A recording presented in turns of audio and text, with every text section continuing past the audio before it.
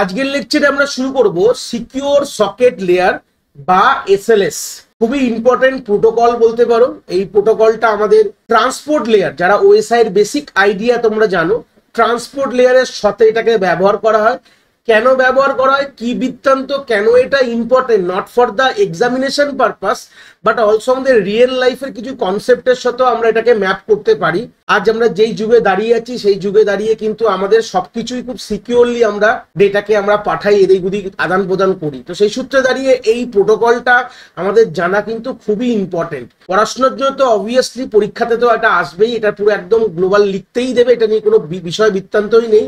But তাছাড়াও কিন্তু আমাদের বেসিকের আইডিয়াটা কিন্তু থাকা খুবই দরকার। তাকে বলে সিকিউর সকেট লেয়ার। তো যে এই নোটসটা দেখতে পাচ্ছ এই স্ক্রিনে, এটা আমি ডিসক্রিপশনে প্রোভাইড করবো। রাদার দেন আমি এটা কোথা থেকে করেছি সেটা প্রথমে একটু দেখিয়ে দিই। এই নোটসটা আমাদের প্রফেশনাল যে বইটা আছে ক্রিপ্টোগ্রাফি নেটওয়ার্ক সিকিউরিটির অতুল কাহাতের, এই বইটা থেকেই আমি এই নোটসটা তৈরি করেছি। রাদার আমি এই বইটাও তোমাদের এই নোটসে দিয়ে দিতে পারি, এই ডিসক্রিপশনের ভিডিওর, তোমরা এখান থেকেই এটাকে নিয়ে দেখতে পারো। এই বইতে 272 পেজে আমি একটু দেখাচ্ছি তোমাদের। এই 272 পেজ দেখতে পাচ্ছ তোমরা স্ক্রিনে। 6.3 হচ্ছে ইন্টারনেট সিকিউরিটি প্রোটোকলের মধ্যে এই কনসেপ্টটা রয়েছে। এখান থেকেই এই নোটসটা আমি রেডি করেছি পড়ানোর জন্য, এবং তার ওইটুকু পোর্শনটাও আমি কেটে এখানে রেখেছি ওখান থেকে, বই থেকে এক্সট্রাক্ট করে তোমাদের এটাও আমি প্রোভাইড করে, বেটার আমি বইটাই দিয়ে দেবো তোমাদের। আদার্স প্রোটোকলগুলো তোমরা দেখতে পাবে, এখান থেকে তোমরা দেখে নিতে পারো। তো সেই সূত্রে আগে বেসিক আইডিয়াটা নেবো, তারপর আমরা নোটসে যাব। নোটস মানেই ফর দ্য এক্সামিনেশন পারপাসের জন্য আমরা এই করবো। বাট এটা কেন লাগছে, প্রথমে আইডিয়াটা প্রথমে আমরা এখান থেকে ক্লিয়ার করবো। What is the main working. প্রথমেই এক কথা আমি লিখেছি, যদি এক কথায় এই প্রোটোকলটাকে তোমাদের বুঝতে হয় তাহলে এটা আমাদের ওয়েব সিকিউরিটির জন্য মেনলি ইউজ করছে।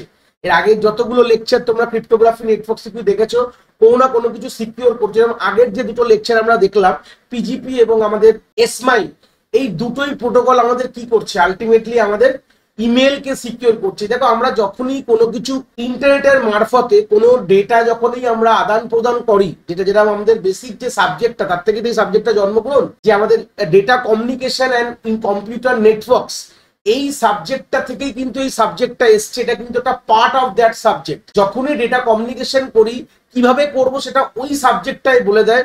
আমরা ওএসআই লেয়ার পড়েছি, আমরা টিসিপি আইপি মডেল বা আমাদের টিসিপি আইপি, যেটা আমাদের ওএসআই মডেল হয়, টিসিপি আইপি মডেল, এই দুটো মডেল আমরা পড়ে মোটামুটি, বা এটাকে ইন্টারনেট মডেলও বলা হয়, ইন্টারনেট লেয়ারসও বলা হয়। তো এই কনসেপ্টগুলো আমরা ওই সাবজেক্ট থেকে আইডিয়া পেয়েছি। বাট ওই সাবজেক্ট কিন্তু কখনোই বলে দিচ্ছে না যে ডেটা কমিউনিকেশনটা কি করে সিকিউর করব, যেটার জন্যই আমরা এই সাবজেক্টের পুরো ডিটেলস পড়েছি, কিভাবে আমরা সিকিউর করতে পারি এটা ক্রিপ্টোগ্রাফিক্যাল অ্যালগরিদম দিয়ে, অ্যাসিমেট্রিক বা সিমেট্রিক, বা আমরা অথেন্টিকেট করতে পারি, ডিজিটাল সিগনেচার জেনারেট করতে পারি। এই কনসেপ্টগুলো কিন্তু মোটামুটি আমরা বেসিকের উপর কিন্তু আমরা দেখে ফেলেছি। যেসব ভিডিওসগুলো আমরা অলরেডি আমার প্লেলিস্টে, কম্পিউটার এই আমাদের ক্রিপ্টোগ্রাফি এবং নেটওয়ার্ক সিকিউরিটির প্লেলিস্টে কিন্তু চলে এসছে।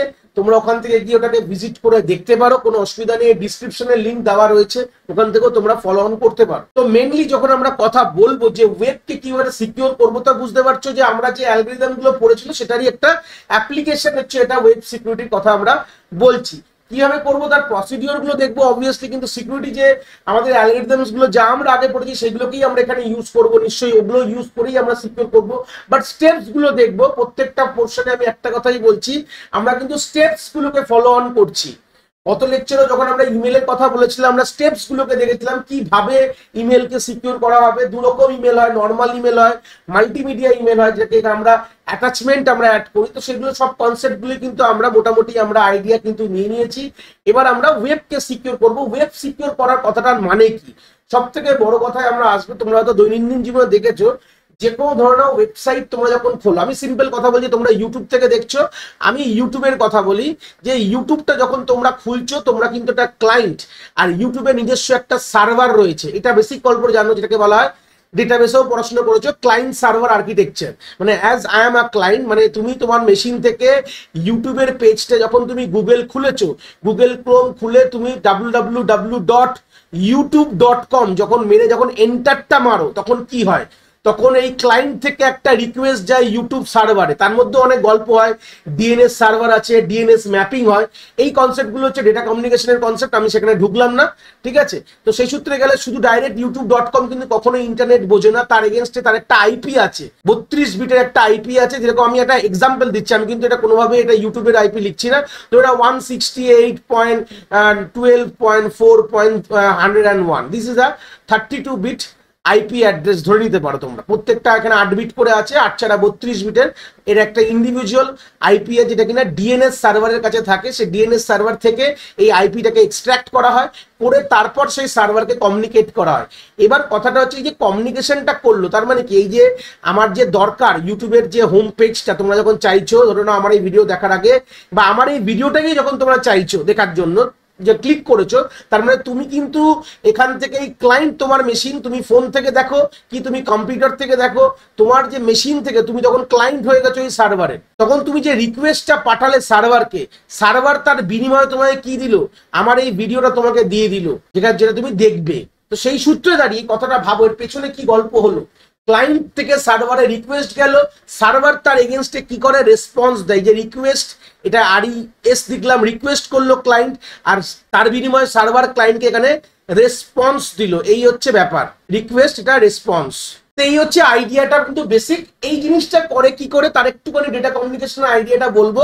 আমাদের যে টিসিপি লেয়ার যেটা আছে, ট্রান্সপোর্টেশন, মানে সরি টিসিপি বলছি, ওএসআই তে বলো বা টিসিপি মডেলে বলো, আমাদের একটা লেয়ারের নাম হচ্ছে ট্রান্সপোর্টেশন লেয়ার। এই ট্রান্সপোর্টেশন লেয়ারের মধ্যে দুটো প্রোটোকল এমবেড থাকে, একটাকে বলে টিসিপি আইপি প্রোটোকল বা ইউডিপি প্রোটোকল। এই বেসিক আইডিয়াস গুলো, এগুলো এটা কমিউনিকেশন এখানে কাজে লাগবে না, বাট কনসেপ্টটাকে লিঙ্ক করানোর জন্য আমি বলছি।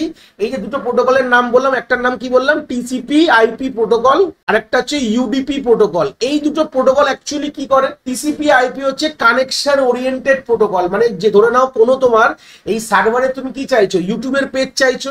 তো ইউটিউব যখন তৈরি হয়েছে তখন কিন্তু ইউটিউব কিন্তু এই কনসেপ্টটাকে ভেবে নিয়েছে যে আমি টিসিপি প্রোটোকল দিয়ে কাজ করব কি ইউডিপি প্রোটোকল দিয়ে কাজ করব।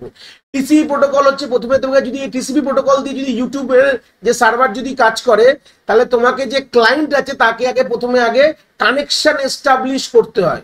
আর ইউটিউব যদি ইউডিপি প্রোটোকল দিয়ে কাজ করে তাহলে তাকে নন কানেকশন ওরিয়েন্টেড বলা হয়, কানেকশন লেস বলা হয়। তো তোমায় কানেকশন এস্টাবলিশ করার দরকার নেই, একটা স্ট্রং কানেকশন এস্টাবলিশ করতে হয় ক্লায়েন্ট এবং সার্ভারের মধ্যে। এই হচ্ছে বেসিক গল্প।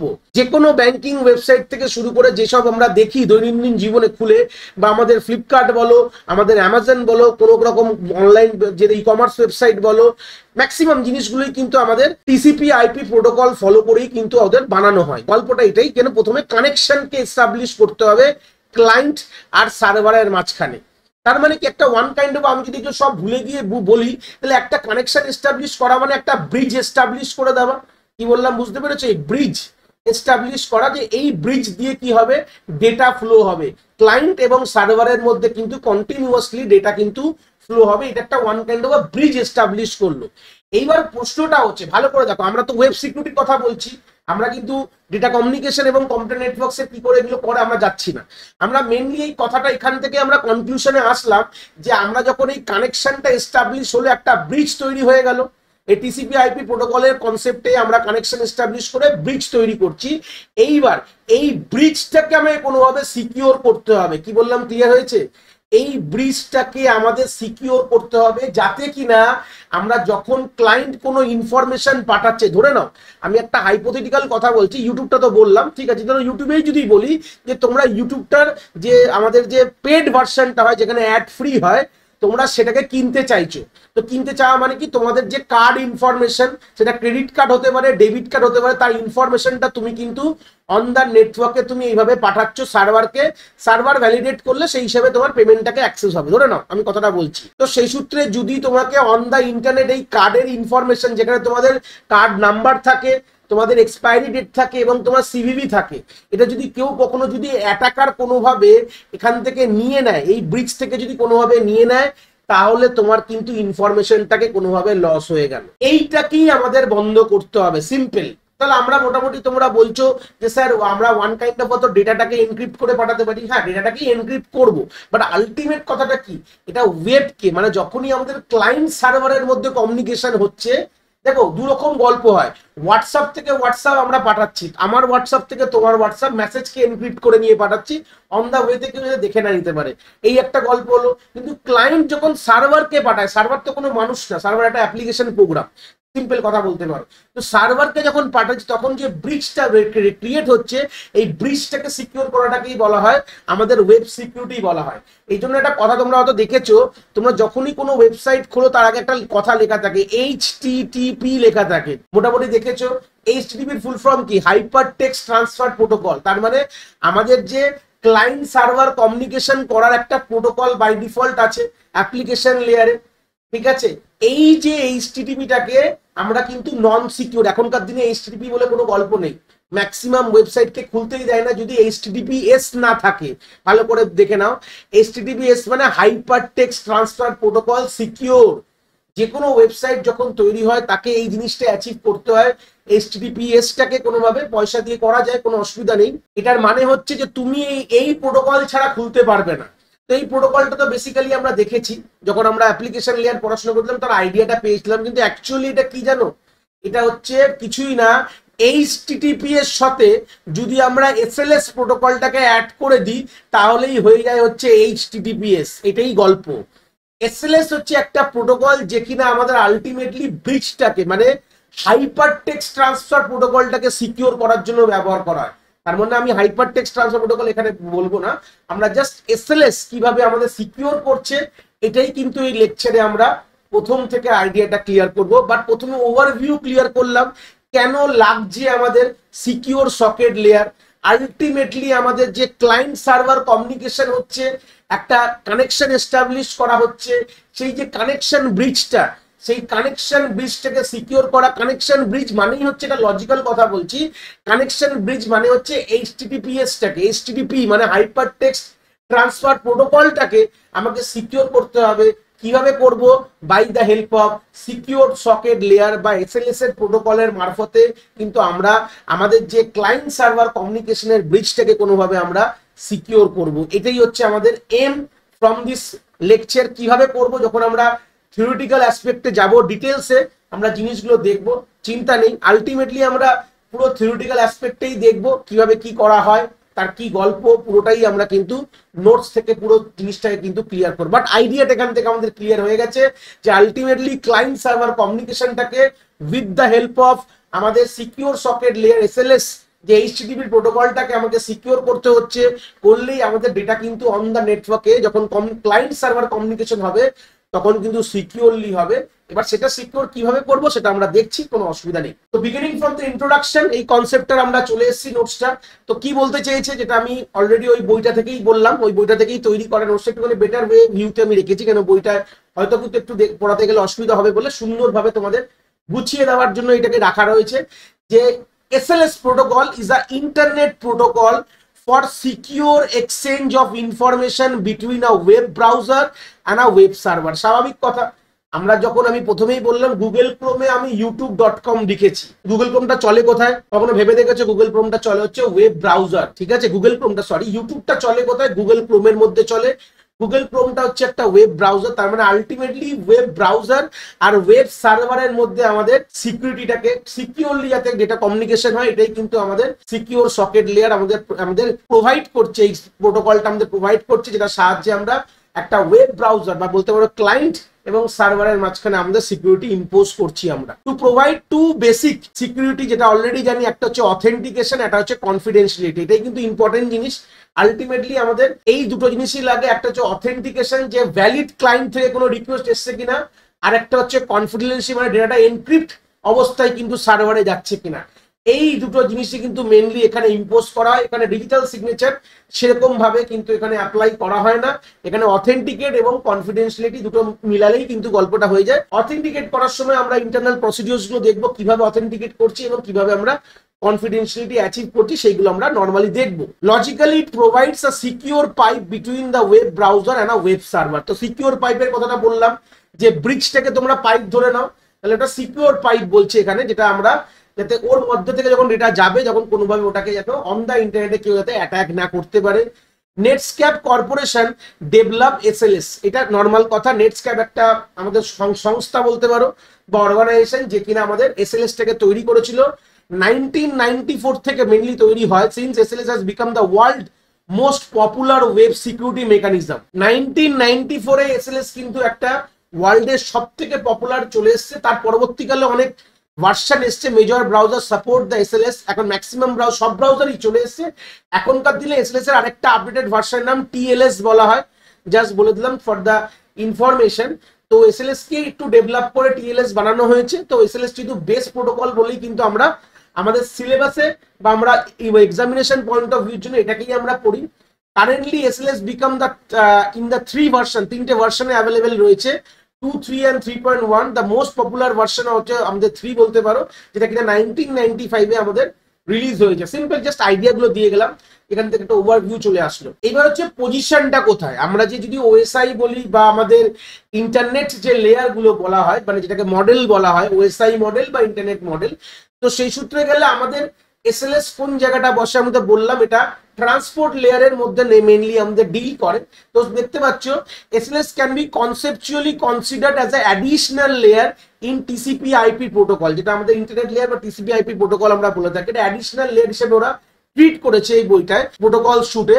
The SLS layer is located between the application layer and the transport layer. Application এবং আমাদের ট্রান্সপোর্ট লেয়ারের মাঝামাঝিতে এসএলএস আমাদের কিন্তু নর্মালি বসে থাকে। নর্মালি বলতে চাই, কিন্তু অ্যাকচুয়ালি যদি এটা লজিক্যাল কথা, কনসেপচুয়ালি কথাটা বলেই দিয়েছে, তোমরা ডিটেলস এইভাবে বলো না, এটা বলা খুব মানে ডিফিকাল্ট। কেন কি আমরা এটা সবসময় বলি, এই ওএসআই যে মডেলটা is not a protocol, it's the way how we will deal with the internet. ইন্টারনেটে ডেটা কমিউনিকেশন করার জন্য কি কি জিনিস মাথায় রাখতে হবে সেটা কিন্তু ওএসআই আর টিসিপি আইপি বলে, কিন্তু এটা কিন্তু কোনো রুলস না। তাহলে আমাদের গল্পটা হচ্ছে, যখন কোনো সফটওয়্যার বা সার্ভার বানাচ্ছে নর্মালি কমিউনিকেট করার জন্য, তখন তাদের হিসাবে সে এসএলএস প্রোটোকলটা নর্মালি কোন জায়গায় সে আলাদা করে কোনো লেয়ার দেবে কি ট্রান্সপোর্ট লেয়ারের মধ্যেই ওটাকে ইনভেট করবে, এই জিনিসপত্রগুলো ওটাকে মোটামুটি ওরা ওদের হাতে কিন্তু থাকে, ওরা ওটাকে ইমপ্লিমেন্ট কিভাবে করবে, কিন্তু সবই সফটওয়্যার ইমপ্লিমেন্টেশন পারপাস, তো ওরা নিজেরা ইমপ্লিমেন্ট করতে পারে। বাট কনসেপচুয়ালি বলা যেতে পারে যে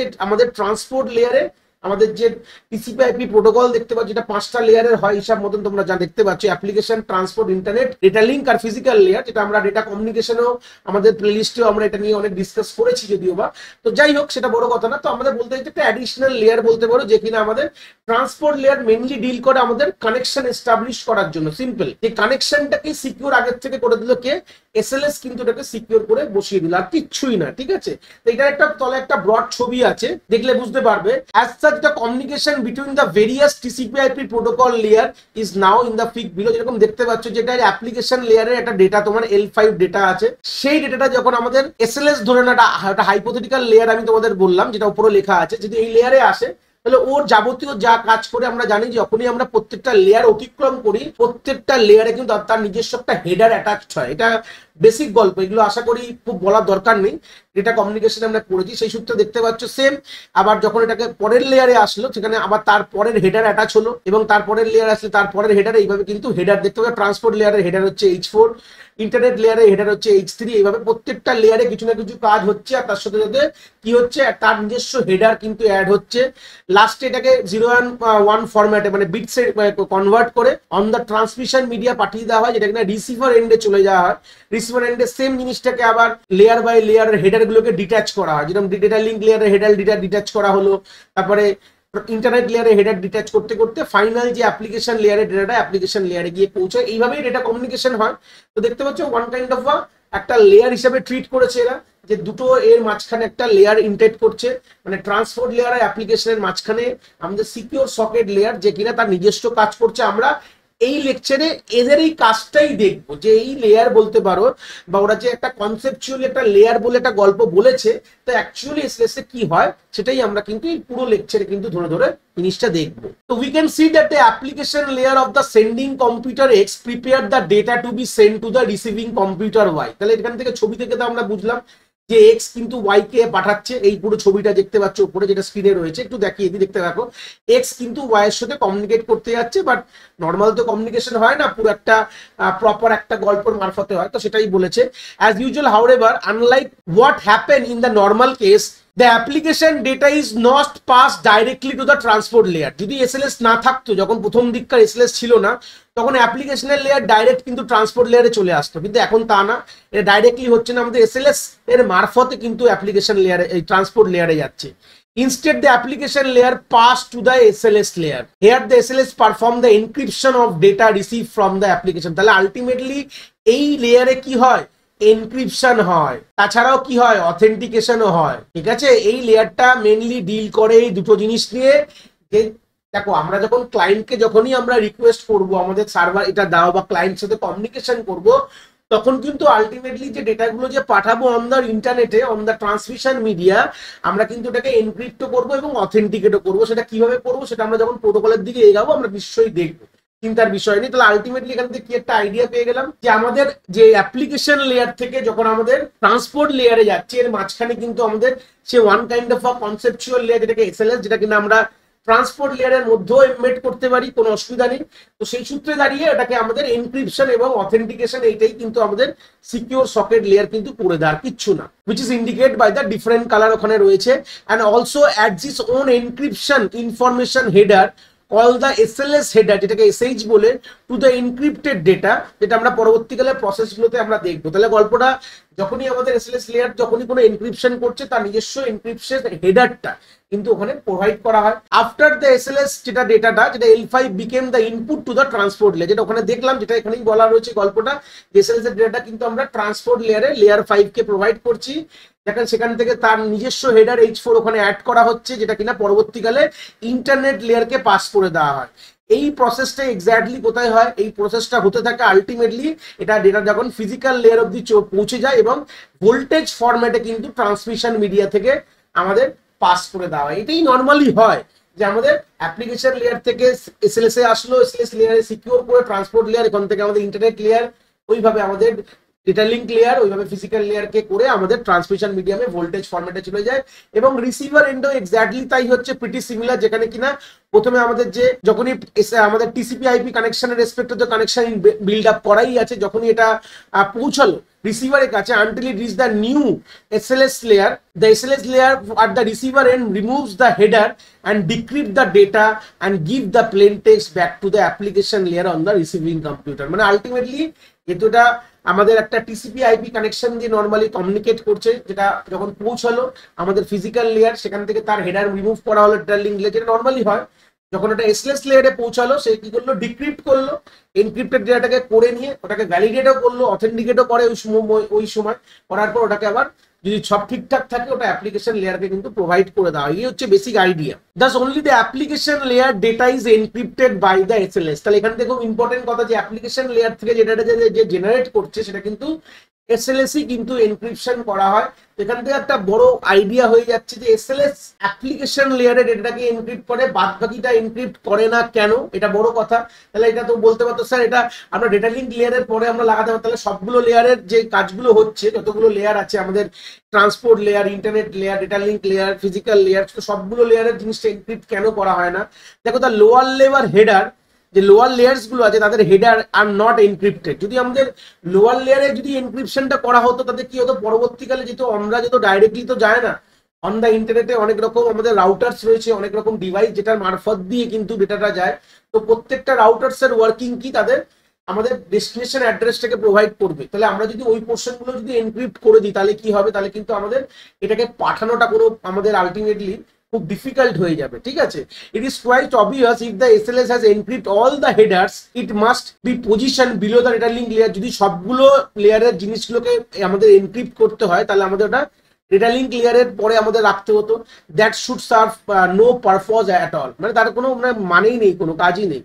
It should lead a problem if SLS encrypt all layer data header even if the IP and physical address of the computer, sender, receiver and the intermediate nodes. তাহলে ultimately কি হয়, তো আমাদের sending এবং রিসিভিং অ্যাড্রেস গুলো থাকবে, ওগুলোকে encrypt করা তো দরকার নেই, আমাদের ডেটাটাকে এনক্রিপ্ট করো, বাদ দিয়ে নর্মাল থাক। যদি ওটাকে এনক্রিপ্ট করতে এটা আনরিডেবল ফরম্যাট হয়ে যাবে না, এনক্রিপ্ট মানে আনরিডেবল ফরম্যাট, তাহলে অ্যাড্রেসটা মানে কোথায় পাঠাতে হবে সেই প্যাকেটটাকে সেটাই আননোন হয়ে যাবে। এনক্রিপশন তাহলে ডিক্রিপ্ট করতে হবে, তো দ্যাটস আ প্রবলেম। যেখানে একটা গল্পটা বলেছে যে এটা ইমাজিন করো যে what should happen if you put the address of the sender and the receiver of a letter inside the envelope. মানে তুমি একটা চিঠি পাঠাতে যাচ্ছ লোককে, সেখানে তুমি তোমার যে অ্যাড্রেসটা আছে সেটা তুমি এনভেলপের মধ্যেই লিখে দিয়েছো, রাদার দ্য এনভেলপের বাইরে, তো এনভেলপ তো খুলতে পারবো না, তো তাহলে আমি পাঠাবো কি করে, বড় প্রশ্ন হয়ে যাবে। ঠিক আছে, create the post service would not know where to send the letter, তাহলে স্বাভাবিক পোস্টাল সার্ভিস কখনোই বুঝতে হবে না কোথায় পাঠানো হবে।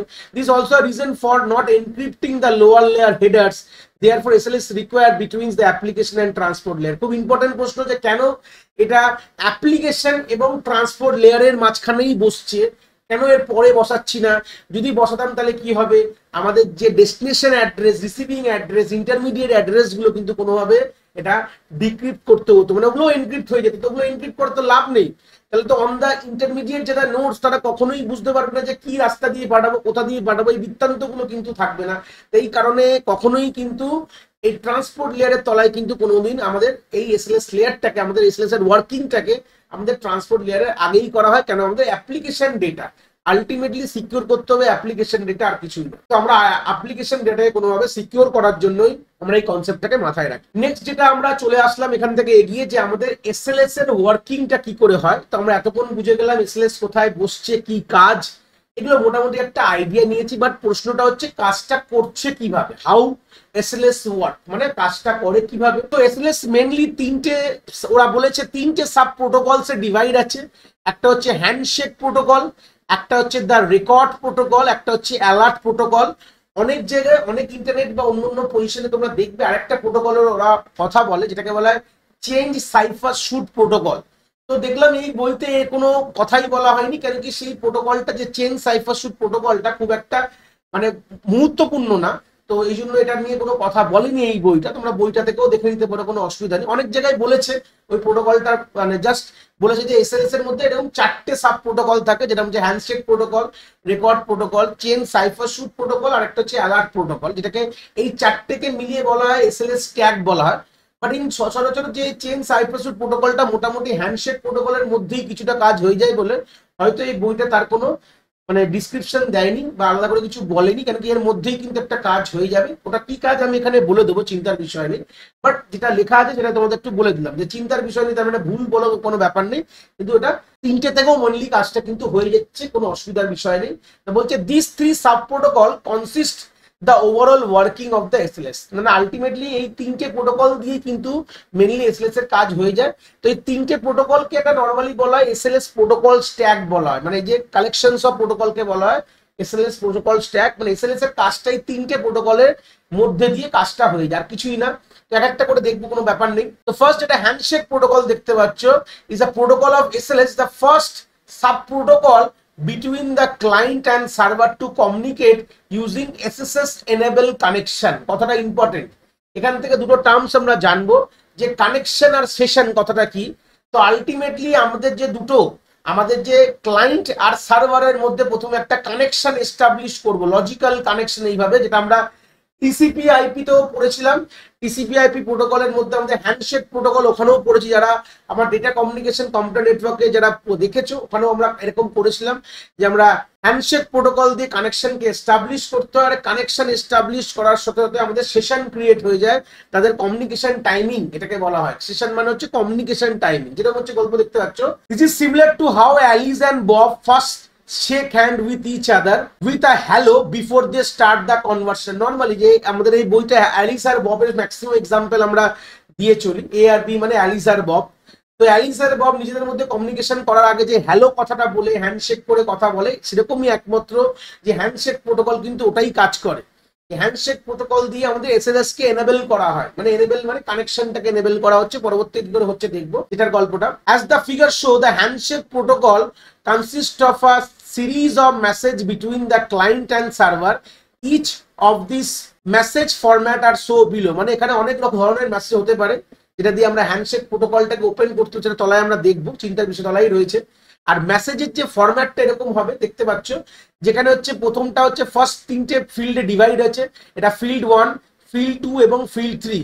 ফিল্ড 1টায় বলা হয় type of the message, field 2 কে বলা হয় লেন্থ অফ দ্য মেসেজ, আর ফিল্ড 3 কে বলা হয় কন্টেন্ট অফ দ্য আমাদের হ্যালো মেসেজ। এই যে হ্যালো মেসেজটার কথা বলছি, যেটা দিয়ে আমাদের কমিউনিকেশন শুরু হবে, তাহলে এই মেসেজটার ফরম্যাটের মধ্যে তিনটে জিনিস আছে। একটা হচ্ছে টাইপ, এটা 1 বাইটের ইনফরমেশন, লেন্থ হচ্ছে 3 বাইটের ইনফরমেশন, এবং এখানে যে স্টোর করবো এটা 3 বাইটের ইনফরমেশন স্টোর করব। আর কন্টেন্টের মধ্যে আমরা 1 এবং মোর বাইট আমরা কিন্তু কন্টেন্ট ফিল্ডে কিন্তু আমরা স্টোর করতে পারি। তাহলে হিসাব মতন কি হলো, টাইপে আমরা 1 বাইট, লেন্থে আমরা 3 বাইট, আর কন্টেন্টে আমরা 1 এবং মোর বাইট ইনফরমেশন কিন্তু এই হ্যালো মেসেজে আমরা থাকে। তাহলে এখানে গল্পটা এখানে একটা একটা করে দেখলে ক্লিয়ার হবে। তাহলে আমাদের ফিগারে আমরা ইচ হ্যান্ডশেক যেটা মেসেজের মধ্যে আমাদের 3টে ফিল্ড হয়, যেটা আমরা অলওয়েজ দেখে নিলাম 3টে ফিল্ড। 3টে ফিল্ডকে ডিসকাস করতে গেলেই আমরা পুরো ডিটেলসটা দেখবো। প্রথমটা বলছে টাইপ, যেটা 1 বাইট ফিল্ড, যেটা বললাম এক্ষুনি এখানে। This field indicate one of the 10th possible message type, মানে এখানে টাইপ গুলো দিয়ে দিয়েছে, যে কোনো এক ধরনের টাইপের কিন্তু এখানে গল্প হতে পারে। এখানে নাম্বারিং করে দেওয়া থাকে, সেই নাম্বারটাই হয়তো 1 বাইটের মধ্যে দেয়, যে কিরকম মেসেজ পাঠাচ্ছি। যে মেসেজের তলায় যে জিনিসটা লেখা রয়েছে, যে এখানে 10খানা টাইপ দেওয়া রয়েছে তলায়, এই 10টার মধ্যে যে কোনো একটি টাইপ কিন্তু এটা ইন্ডিকেট করছে। This 10 message type are listed below, মানে কত ধরনের, যে 10টা পসিবল মধ্যে যে কোনো একটি টাইপ কিন্তু এই টাইপ ফিল্ডের মধ্যে থাকে। মানে এরকম না যে এটা যে ধরনের টাইপ নাম্বার 1 হচ্ছে হ্যালো রিকোয়েস্ট, টাইপ নাম্বার 2 হচ্ছে ক্লায়েন্ট হ্যালো, টাইপ নাম্বার 3 হচ্ছে সার্ভার হ্যালো। ঠিক আছে, এগুলোর মধ্যে আবার কি থাকে সেটা রয়েছে, তার প্যারামিটার্স রয়েছে। ঠিক আছে, হ্যালো রিকোয়েস্টের মধ্যে কোনো কিছু থাকে না, প্যারামিটার্সের মধ্যে নান। ক্লায়েন্ট হ্যালোর মধ্যে version, random number, session ID, cipher shoot, compression method, এগুলো থাকে। সার্ভার হ্যালোর মধ্যে থাকে সার্টিফিকেটস এর মধ্যে কিছু জিনিস থাকে। সার্ভার কি এক্সচেঞ্জ, এটা একটা ওয়ান কাইন্ড অফ মেসেজ। মানে গল্পটা কি, এই যে যখন মেসেজগুলো পাঠাচ্ছি ক্লায়েন্ট সার্ভারের মধ্যে, তো এত ধরনের মেসেজ হতে পারে। টোটাল আমাদের এরকম 10 ধরনের মেসেজ হতে পারে। তো প্রত্যেকটি মেসেজ প্রত্যেকটি ফেজে পাঠানো হয়েছে। তো আমরা সেখানে গিয়ে পুরো ডিটেলস দেখবো। এই যে দেখতে ছোট ছোট করে লেখা আছে তার প্যারামিটার্স গুলো। প্যারামিটার্স বলতে গেলে ওই মেসেজটার মধ্যে এই জিনিসগুলো ইনক্লুড করা রাখা আছে। ঠিক আছে, এই ক্লায়েন্ট হ্যালোর মধ্যে এই জিনিসগুলো আছে, দেখতে পাচ্ছ স্ক্রিনে। সার্ভার হ্যালোর মধ্যে এই জিনিসগুলো আছে। তো আমরা এগুলো ডিটেলসে পড়বো, যখন আমরা এগিয়ে যাব নিশ্চয়ই আমরা এগুলো ডিটেলসে পড়বো। প্রত্যেকটাই কানেকশন, যখন এই যে হ্যান্ডশেক প্রোটোকলের মধ্যে টোটাল 4টে ফেজ আছে, এই 4টে ফেজে এই 10খানা মেসেজের মধ্যে কমিউনিকেশন হয়। কি বললাম, ক্লিয়ার হয়েছে? 4টে ফেজে এই 10 রকম মেসেজ কিন্তু পাঠানো হয়। 10টা যে দেখালাম এখান থেকে স্ক্রিনে দেখতে পাচ্ছ, এই 10টা মেসেজই কিন্তু পাঠানো হয় ক্লায়েন্ট সার্ভারের মধ্যে। তো প্রথম যে টাইপ ফিল্ডে বলে দেয় এটা কি মেসেজ, টাইপ 1 মেসেজ, টাইপ 2, এটাকে আমরা 1 বাইট মানে 8 বিটে রিপ্রেজেন্ট করি। অবভিয়াসলি আমরা 0 আর 1 তো গল্পটা পাঠাই। তো সেই সূত্রে আমরা এই প্রথম যে হ্যালো কানেকশন করার সময়, তো আমরা প্রথমে এই কি টাইপের মেসেজ পাঠাবো, তার লেন্থ এবং তার কন্টেন্টটা ওখানে আমরা রাখবো। কন্টেন্ট ফিল্ডে গিয়ে বুঝবো, চিন্তার বিষয় নেই। তাহলে আমরা প্রথমে বললাম টাইপটা বুঝে গেলাম, এরকম 10 ধরনের টাইপ হতে পারে। সেই টাইপের মধ্যে কি কি থাকে সেটা পরবর্তীকালে যাবো। টাইপটা প্রথমে বললাম টাইপ 1, তার মানে হ্যালো রিকোয়েস্ট। টাইপ 2 মানে হচ্ছে ক্লায়েন্ট হ্যালো। টাইপ 3 মানে হচ্ছে সার্ভার হ্যালো। টাইপ 4 মানে সার্টিফিকেট। টাইপ 5 মানে আমাদের সার্ভার কি এক্সচেঞ্জ। ঠিক আছে, টাইপ 6 মানে ক্লায়েন্ট রিকোয়েস্ট। এরকম মেসেজগুলো টাইপগুলো এইভাবে ফলো অন করেছে, এবং তার প্যারামিটার্স মানে ভেতরে কিছু পাঠাচ্ছি কিনা সেটা কিন্তু এখানে রয়েছে। নেক্সট হচ্ছে লেন্থ। কি বলছে, this field indicate the length of the message in byte, মানে যে মেসেজটা পাঠানো হবে, এই যে মেসেজটা তার লেন্থটা কিন্তু কত বাইটের মেসেজ, সেটা কিন্তু এই লেন্থ ফিল্ডে বলে দেওয়া হয়। যেটা 3 বিট বাইট, মানে টোটাল 3 বাইট মানে 3 8 24খানা বিটে আমাদের রিপ্রেজেন্ট করা। ধরো মেসেজের যে লেন্থটা মানে সাইজটা, সেটা কিন্তু আমাদের আলটিমেটলি 3 বাইটে এখানে রিপ্রেজেন্ট করা হয়। কন্টেন্ট, এবার এই যে কন্টেন্ট ফিল্ডটা ছিল লাস্টে দেখলাম, যেটা 1 or more byte. This field content the parameter associate with the message, যেটা আমরা বললাম যে এই যে গল্পটা, এই প্যারামিটার্স গুলোকে থাকবে এখানে। এই যে নয় version, random number, session ID, cipher shoot, compression methods, this are the parameters. তাহলে প্যারামিটার্স গুলো আমাদের এই কন্টেন্ট যে ফিল্ডটার মধ্যে কিন্তু আমার থাকে। যে প্যারামিটার্স গুলো পাঠাতে বলছে সেগুলো কিন্তু সবই কিন্তু এই কন্টেন্ট ফিল্ডের মধ্যে থাকা হয় বলে এটা more than 1 byte depending upon the message type are listed in fig above, যেটা আমরা অলরেডি ছবিটা দেখে নিয়েছি। সেই ছবির মধ্যে ওখানে আলটিমেটলি ওখানে বলে দেওয়া হয় যেরকম মেসেজ টাইপ হবে, তো সেরকম তার প্যারামিটার্স গুলো কিন্তু সেখানে কিন্তু ওটা আমাদের ওই কন্টেন্ট টাইপে কিন্তু ওখানে আমাদের থাকবে। এই হচ্ছে বেসিক গল্প। তার নেক্সট চলে গেলাম যে handshake protocol is actually made up of 4 phase, যেটা আমি এক্ষুনি বলেছিলাম। 4টে ফেজ কিন্তু হয়, ছবিতেও দেখতে পাচ্ছ, ছবিটার থেকে ভালো লেখা আমার তলায় লেখা রয়েছে। এক হচ্ছে বলছে এস্টাবলিশ সিকিউরিটি ক্যাপাবিলিটিস, ফার্স্ট হচ্ছে। দ্বিতীয় হচ্ছে সার্ভার অথেন্টিকেশন এবং কি এক্সচেঞ্জ, ক্লায়েন্ট অথেন্টিকেশন এবং কি এক্সচেঞ্জ, এবং 4 নম্বর হচ্ছে ফিনিশ। এটা হচ্ছে আমাদের হ্যান্ডশেক প্রোটোকলের মধ্যে 4টে ফেজে আমরা দেখবো। প্রত্যেকটি ফেজ দেখবো। প্রথমে হচ্ছে এস্টাবলিশ সিকিউর ক্যাপাবিলিটিস, হয়ে গেল। দ্বিতীয় হচ্ছে আমাদের সার্ভার অথেন্টিকেশন কি এক্সচেঞ্জ করবে। 3 নম্বর হচ্ছে ক্লায়েন্ট অথেন্টিকেশন এবং কি এক্সচেঞ্জ করবে, এবং 4 নম্বর হচ্ছে ফিনিশ। এই প্রত্যেকটা ফেজ কিন্তু একের বার কিন্তু আমরা এক এক করে কিন্তু পুরো জিনিসটা দেখবো। তো ফার্স্ট ফেজ কি বলছে, এখানে আমাদের এস্টাবলিশ সিকিউর ক্যাপাবিলিটিস এ কি বলছে, the first phase of SSL handshake is used to initiate a logical connection and establish the security capabilities associated with the connection। মানে প্রথমে একটা লজিক্যাল কানেকশন এখানে এই ফেজে ডেভেলপ হয়, এবং এই ফেজে আমরা সিকিউরিটি ক্যাপাবিলিটিস গুলোকে নিয়েও কিন্তু কথা বলি। সেটা পরবর্তীকালে দেখবো কিরকম ধরনের কি সিকিউরিটি ক্যাপাবিলিটিস আছে, দেখলে বুঝতে পারবো। This consist of two message, একটা হচ্ছে client hello and server hello, যেটা আমরা উপরে দেখি 2 রকমের মেসেজ ওখানে হয়। অলরেডি টাইপটা দেখে এসেছি, যেখানে ক্লায়েন্ট হ্যালো এবং সার্ভার হ্যালো বলে যে মেসেজটা আছে সেটা পাঠিয়ে আমরা একটা লজিক্যাল কানেকশন এস্টাবলিশ করছি। দেখতে পাচ্ছ ওয়েব ব্রাউজার থেকে আমাদের ক্লায়েন্ট হ্যালো গেছে কোথায়, সার্ভারে, আর সার্ভার থেকে আমাদের সার্ভার হ্যালো এসছে কোথায়, ক্লায়েন্টে। তাই এই দুটো হ্যালোর মধ্যে আমরা অনেক প্যারামিটার্স ছিল, সেই প্যারামিটার্স গুলোর মানে আছে, সেই মানেগুলো আমরা এখানে দেখবো, প্রত্যেকটা ধরে ধরে দেখবো কি তার মধ্যে কি থাকে সেই প্যারামিটার্স গুলোর মধ্যে, এবং তাতে কি হচ্ছে, এই সিকিউরিটিস ক্যাপাবিলিটিস গুলো কি করে আসছে, সেটা আমরা কিন্তু এখান থেকে আমরা দেখবো, চিন্তার বিষয় নেই। তো ফার্স্ট যেটা দেখতে পাচ্ছি, অ্যাজ দ্য শোন in figure, the process start with the client hello message from the client to server. স্বাভাবিক আমরা আমাদের মেশিন থেকে যদি ইউটিউবের পেজটা চাই বা আমাদের ফ্লিপকার্টের পেজটা চাই, তাহলে ক্লায়েন্ট প্রথমে আমাদের রিকোয়েস্ট করে সার্ভারকে, তাই না? সার্ভার কখনো ক্লায়েন্টকে রিকোয়েস্ট করে না, মানে দেওয়ার জন্য কোনো কিছু। প্রথমে আমরা ক্লায়েন্টই সবসময় কোনো কমিউনিকেশন রেডি মানে স্টার্ট করে, মানে ক্লায়েন্টের দরকার বলে এটা ক্লায়েন্ট বলা হয়, আর সার্ভার সার্ভিস দেয় বলে তাকে সার্ভার বলা হয়। এই হচ্ছে বেসিক আইডিয়া। তো এখানে কি কি প্যারামিটার্স এর কথা বলেছে, ফার্স্ট যে প্যারামিটার থাকে এখানে ভার্সন থাকে। ভার্সন মানে কি বলে, যে হাইয়েস্ট ভার্সন অফ এসএলএস। এই ভার্সন যে ফিল্ডটায় বা প্যারামিটারে বলে দেওয়া হয় যে ক্লায়েন্ট কোন হাইয়েস্ট ভার্সনও সাপোর্ট করতে পারে। এই যে this will identify the highest version of SLS that the client can support, মানে ক্লায়েন্টের যে মেশিনে যে কোন এসএলএস হাইয়েস্ট ভার্সনটা ও সাপোর্ট করছে ওর ব্রাউজার, সেটা কিন্তু এই ভার্সন ফিল্ডে লেখা থাকে, ঠিক আছে। As we have seen at the time of writing we can write 2, 3 and 3.1, মানে এই যে ফিল্ডটার মধ্যে আমরা নয় 2 লিখতে পারি, 3 লিখতে পারি বা 3.1, যেটা ক্লায়েন্ট ম্যাক্সিমাম সাপোর্ট করে যে ভার্সনটা, এটা কিন্তু এখানে বলে দেওয়া হয়। সেকেন্ড হচ্ছে র্যান্ডম। র্যান্ডমে কি হয়, র্যান্ডম যে প্যারামিটারটা আছে, this field is used for the later actual communication between the client server in two subfield, মানে অ্যাকচুয়ালি এটা আমরা পরের দিকে আমরা ইউজ করব। আমরা যারা লাস্ট মোটামুটি একটা লেকচারে যারা যখন আমি পড়িয়েছিলাম, যেখানে আমরা এস মাইন্স কি করে কাজ করে, ওখানে তার যখন ডায়াগ্রাম দেখিয়েছিলাম, ওখানে একটা কথা বলেছিলাম সেশন কি এর কথা বলেছিলাম, একটা র্যান্ডম সেশন কি। এই র্যান্ডামস গুলো কিন্তু এরকম জায়গায় ব্যবহার করা হয়। পরবর্তীকালে এই র্যান্ডম নাম্বারটা, এই নাম্বারগুলো পরবর্তীকালে কি জেনারেট করার জন্য কাজে লাগবে। যে দেখতে পাচ্ছ a 32-bit date time field that identify the current system date and time of the client computer। তাহলে র্যান্ডমস এর মধ্যে প্রথম যে প্যারামিটারসটা আমরা রাখতে পারি, যে 32 বিটের ডেট এবং টাইম ফিল্ডটা আমরা পাঠিয়ে দেওয়া হয়, মানে যেখানে যখন কমিউনিকেশন করা হচ্ছে ক্লায়েন্টের সিস্টেমের যে ডেট এবং টাইমটা কিন্তু 32 বিটে থাকে। আর দ্বিতীয় হচ্ছে 28 বিটের একটা 28 বাইটের একটা র্যান্ডম নাম্বার জেনারেট করা হয় by the random number generator software inbuilt in the client computer. এখানে আমাদের যে ওএস এর মধ্যে কিন্তু যে কোনো সিস্টেমের একটা র্যান্ডম নাম্বার জেনারেটর একটা সফটওয়্যার বাই ডিফল্ট থাকে, তো সেটার সাহায্যে এটা 28 বাইট র্যান্ডম নাম্বার জেনারেট করা হয়। তাহলে এই র্যান্ডম ফিল্ডটার মধ্যে দুটো জিনিস থাকছে, একটা হচ্ছে 32 বিটের ডেট টাইম, যেটা কারেন্ট সিস্টেম ডেট টাইমটাকে রাখছি, আর 28 বাইটের আমাদের একটা র্যান্ডম নাম্বার জেনারেট করা হচ্ছে, ওটাও থাকছে কিন্তু র্যান্ডম এই ফিল্ডটার মধ্যে। সেশন আইডির মধ্যে কি থাকে, this is a variable length session identifier.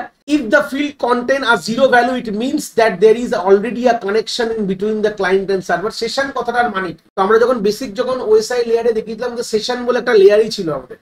Session মানে একটা সময় সিম্পল একটা ক্লায়েন্ট সার্ভারে কমিউনিকেশন যে করছি, সিম্পল কথা বলতে, তো ক্লায়েন্ট সার্ভারে কমিউনিকেশন একটা টাইম গ্যাপ বলে দাও, এটাকে বলে সেশন বলা হয়। যখনই ক্লায়েন্ট আর সার্ভার নিজেদের মধ্যে কমিউনিকেশন করা শুরু হবে, তখনই একটা সময় শুরু হয়ে গেল, এটাকে বলা হয় সেশন বলা হয়, ঠিক আছে।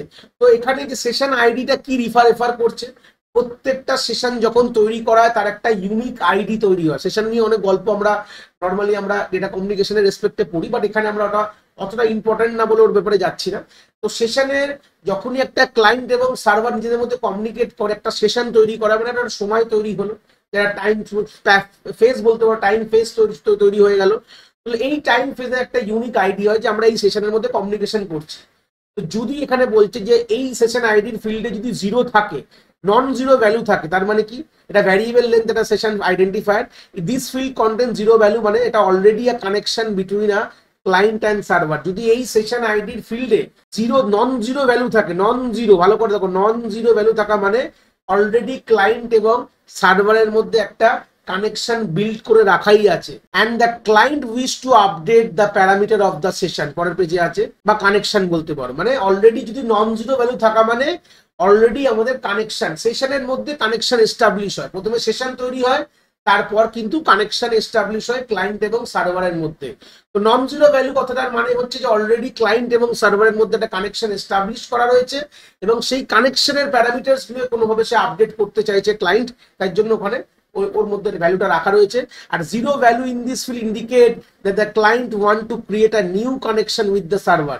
তো সেশন আইডি ফিল্ডে যদি জিরো থাকে তার মানে হচ্ছে ক্লায়েন্ট সার্ভারের সাথে একটা নতুন কানেকশন এস্টাবলিশ করতে চাইছে, বা ইউজিং দিস হ্যান্ডশেক প্রোটোকল দিয়ে করবে। এই হচ্ছে বেসিক আইডিয়া। তাহলে সেশন আইডি ফিল্ডে জিরো থাকা কথাটার মানে হচ্ছে যে কোনো কানেকশন অলরেডি কানেকশন এস্টাবলিশ রয়েছে, মানে জিরো থাকা মানে, নন জিরো থাকা মানে হচ্ছে কোনো কানেকশন অলরেডি এস্টাবলিশ রয়েছে, সে স্যার সেশনের যে কানেকশনের কিছু প্যারামিটার্স আপডেট করতে চাইছে, বা যদি জিরো থাকা মানে নতুন কোনো কানেকশন এস্টাবলিশ করতে, এটাই কিন্তু বলছে। এর পরের যে এটা রয়েছে প্যারামিটারটা হচ্ছে সাইফার শুট। এটা কি বলছে, this list contain a list of cryptographic algorithm supported by the client. তাহলে সাইফার শুট কতটার মানে হচ্ছে এই প্যারামিটারের মধ্যে ক্লায়েন্ট বলে দিল যে আমার সিস্টেম কিন্তু এই ক্রিপ্টোগ্রাফিক অ্যালগরিদম গুলো সাপোর্ট করে, তো যাই করবেন ওই ক্রিপ্টোগ্রাফিক অ্যালগরিদম দিয়েই কিন্তু আপনারা এনক্রিপশন করবেন, এটাই সার্ভারকে জানিয়ে দেওয়া হলো। তাহলে প্রথমেই কিন্তু এই হ্যান্ডশেক প্রোটোকলের মধ্যে এই যে একটা কথা বললাম না, যে এই যে সিকিউরিটি যে সব ক্যাপাবিলিটিস গুলো আমরা ইয়ে করছি, মানে কোন কোন সিকিউরিটি গুলোকে আমরা ইম্পোজ করাবো পরবর্তীকালে, এটা প্রথমেই কিন্তু হ্যান্ডশেক প্রোটোকলের ফার্স্ট ফেজেই কাজ হয়ে গেল, যে জানিয়ে দেওয়া হলো সার্ভারকে যে আমি কিন্তু এই অ্যালগরিদম গুলো সাপোর্ট করতে পারে আমার সিস্টেম, এর বাইরে কোনো অ্যালগরিদম দিয়ে তোমরা ইনক্রিপ্ট করবে না। এর হচ্ছে এক্সাম্পল RSA হলো, হেলফি হেল্প আর ডেফি হেলম্যান হলো, এই জিনিসগুলো কিন্তু মোটামুটি জানিয়ে দেওয়া হলো in the decreasing order of the paper. যতগুলো আমাদের মোটামুটি অ্যালগরিদম হয় সেই অ্যালগরিদম গুলোকে তার লিস্টটা কিন্তু আমাদের ক্লায়েন্ট কিন্তু সার্ভারকে পাঠায়, এই সাইফার স্যুট যে প্যারামিটারস এর মধ্যে এগুলো সব ডিক্রিজিং অর্ডারে বলে দেওয়া থাকে। এবং এর পরেরটা হচ্ছে compression method. This will contain a list of compression algorithms supported by the client. Obviously দেখো অন দা ইন্টারনেটে যখন নেটওয়ার্কে যখন কোনো জিনিস পাঠাই, তো ডেটা কিন্তু নর্মাল পাঠানো হয় না, কম্প্রেস করে পাঠানো হয়, যেটা আমরা নর্মালি জিপিং অ্যালগরিদম দেখেছিলাম পিজিপিতে, আলটিমেটলি কম্প্রেশন করা হয়। তো কম্প্রেশন করার সময় কোন কোন অ্যালগরিদম দিয়ে কম্প্রেশন করা হয় সেটাও কিন্তু ক্লায়েন্ট কোনটা সাপোর্ট করে সেটাও কিন্তু বলে দেওয়া হয় কাকে, সার্ভারকে। এই কম্প্রেশন মেথড যে প্যারামিটার ফিল্ডে বলে দেওয়া হয় যে আমার কিন্তু এই অ্যালগরিদম দিয়ে আমি কম্প্রেশন করতে পারি, তো তুমি যখন কম্প্রেশন করবে আমাকে ডিকম্প্রেস করতে হবে, তো তুমি কিন্তু এই অ্যালগরিদমকে লাগিয়ে কিন্তু কম্প্রেশন করো, নাহলে কিন্তু আমি ডিকম্প্রেস করতে পারবো না। তো এই কনভার্সন গুলো প্রথমে ক্লায়েন্ট হ্যালোর মধ্যে থাকে। তাহলে কি কি জিনিস থাকলো, প্রথমে থাকলো হচ্ছে কোন ভার্সন সাপোর্ট করছে এসএলএস এর, তারপর থাকলো র্যান্ডম নাম্বার জেনারেটর, তারপর থাকলো সেশন আইডি, তারপর সাইফার শুট, আর হচ্ছে কম্প্রেশন মেথড। এই পাঁচটা দিয়ে, এই পাঁচটা প্যারামিটার দিয়ে একটা গ্লোবাল কথা কিন্তু ক্লায়েন্ট সার্ভারকে বলে দিল। এই হচ্ছে বেসিক গল্প। The client send the hello message to the server and wait for the server response. Obviously এটা পাঠিয়ে দিল, এর মধ্যে এই জিনিসপত্রগুলো আছে, এগুলো সার্ভারের কাছে পাঠিয়ে দেওয়ার পর সে এখন ওয়েট করছে। Accordingly the server send back the server hello message to the client. তারপরেই সার্ভার কি করবে, তাকে সার্ভার হ্যালো মেসেজ কিন্তু ক্লায়েন্টকে পাঠিয়ে দেবে। জিনিসগুলো খুব তাড়াতাড়ি হয় বলে আমরা চোখে দেখে বুঝতে পারি না। যখনই কোনো ওয়েবসাইটকে আমরা লিখি, চট করে দেখে আমাদের ওয়েবসাইটের ওয়েব পেজটা চলে এসছে, তার মানে এইটুকু বুঝতে পারছি যে কতটা ফাস্টলি এই কাজগুলো হচ্ছে। ওয়েবসাইটের পেজটা আসার আগে কিন্তু এই সব জিনিসগুলো হয়ে যায়, এটা কিন্তু আমরা চোখে দেখতেই পাই না। যখন www.youtube.com লিখলাম, ইউটিউবের পেজটা আসার ফ্র্যাকশন অফ সেকেন্ডের আসার আগে এই কাজগুলো সব হয়ে যায়। এগুলো কিন্তু তার প্রি বিগিনিং কাজ, এটা না হলে কিন্তু সে কখনোই তোমাকে তার পেজ দেবে না, এই জিনিসপত্রগুলো না হলে। এটাই এখান থেকে খুব বিউটি, এটাই জানার দরকার এখান থেকে, ঠিক আছে। This message also contain the same field as the client hello message, যেগুলো পাঠালো ক্লায়েন্ট এই সার্ভার হ্যালোতে একই জিনিস থাকে যেটা ক্লায়েন্ট হ্যালোতে থাকে, প্যারামিটার্স গুলো কিন্তু কি কি হয় সেটা দেখবো আমরা। But however their purpose are different now.